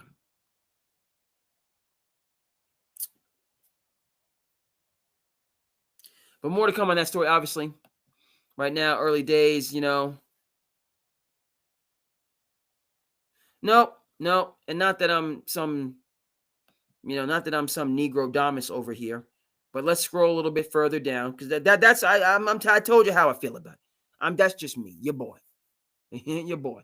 But let me just scroll, because I got to write things down. I got to write them down when you remember. But yeah, Frank hinted that the Clippers' struggles prompted a move, but he also said that explicitly that the team isn't blaming Paul for the ugly 5-16 record. According to the man, Shams, Paul's leadership style clashed with the other Clippers to the point that his criticism of players, coaches, and management was disruptive. Added that Paul and Coach Tyronn Lue had not been on speaking terms for several weeks. This wasn't a good fit for the Clippers. Okay? What are we doing here, folks? What are we doing here? Okay? Never, right?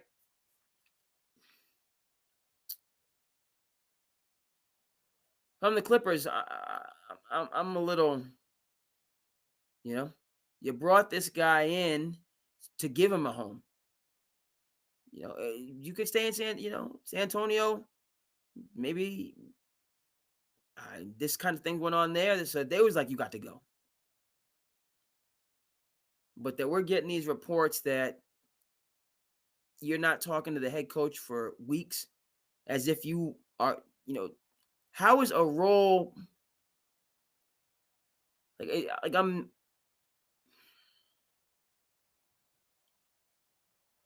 Chris Paul started for San Antonio because they needed him to start, not that because he was the best, most talented point guard, and clearly now that's Dylan Harper. But like I said, when you've been the man, it's hard not to think like you're the man. Okay? And, LeBron, different team, different circumstance, fine. But, it's the same thing that, his buddy CP3 is kind of going through. That, shout out to the Y, shout out to Slim Charles. Them old days is the old days, okay? Them old days is the old days. All right?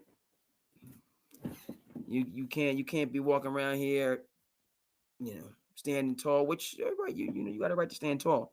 Shout out to the Wire. Right, this is why this is Baltimore lingo. You stand tall, but you got to understand the greater good in the bigger picture. Okay, that's wild. You're not going to talk to Ty Lue for weeks as if Ty Lue needs you. What role is CP3 filling on this Clippers team? Okay, besides being supportive. What sets do they need him, right? Okay, so you got De'Aaron Fox, you got Castle, so you have your guards, your backcourt. But then you have plenty of folks in the court that would step up, fill in.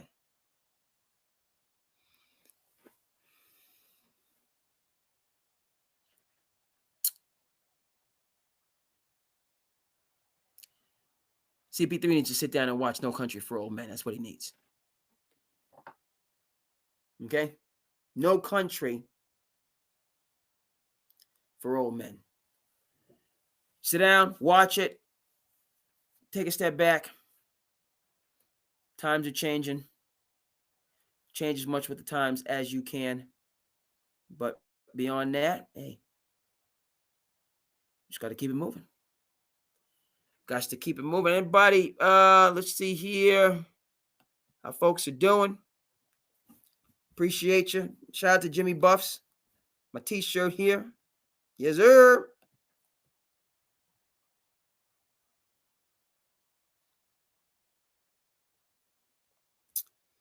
Okay. A couple people on the Twitter. YouTube is good. Across the board, we're good. Chris, appreciate you checking in. Gonna start winding down, get a little, we're still good though. We're still good. We get plenty of good rest and go from there. But yeah, folks, Sand City Sports, Wednesday edition, Passion Project coming at you late, but still got a good episode in. Started off on the wrong foot with a fantasy when a fantasy disaster. Not setting my lineups, but have got my act together. So I slur a little bit beyond that, and moving and grooving from there. So saying none, appreciate everybody on the check-in. Sand City definitely this weekend, at least one day. If not, like to get a Thursday, Friday, and then a Saturday hit as well. Got to do the Passion Project. Shout out to Jimmy Buffs, New Jersey. My people, shout out. What's going on?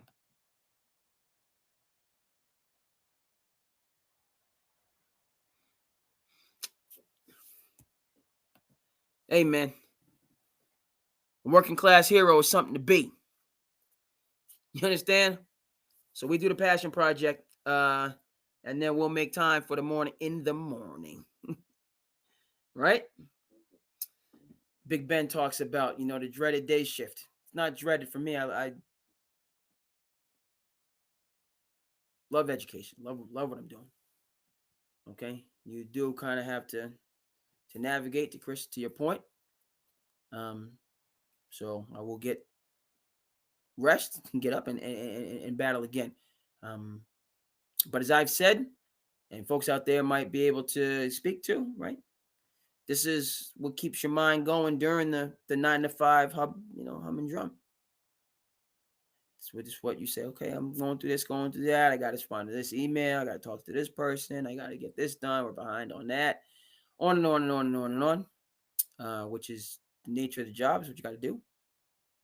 But it's in order to give yourself time, give me time to say, something. Hey, I'm going to lock in. We got a lot to discuss. A lot to discuss. And so we've done that. We're kind of winding down, Chris. As I noted, the appreciation, you stopping by, come here, go there. Okay, previously we discussed this, dare I say, iconic photo, Larry Legend hauling trash when he took that time away from college sports, college basketball, right? And he wasn't ashamed to be a garbage man. He said, hey, this is an opportunity. You're gonna give me work, so I'm gonna work. You're gonna give me work, so I'm gonna work. Shout out to Larry Bird. All y'all load managements, think about that. All y'all load managers, excuse me. Think about that and try harder. Do a little bit, and go out there and give the people a show. All right, folks. So very good. You know what this is. Sand City.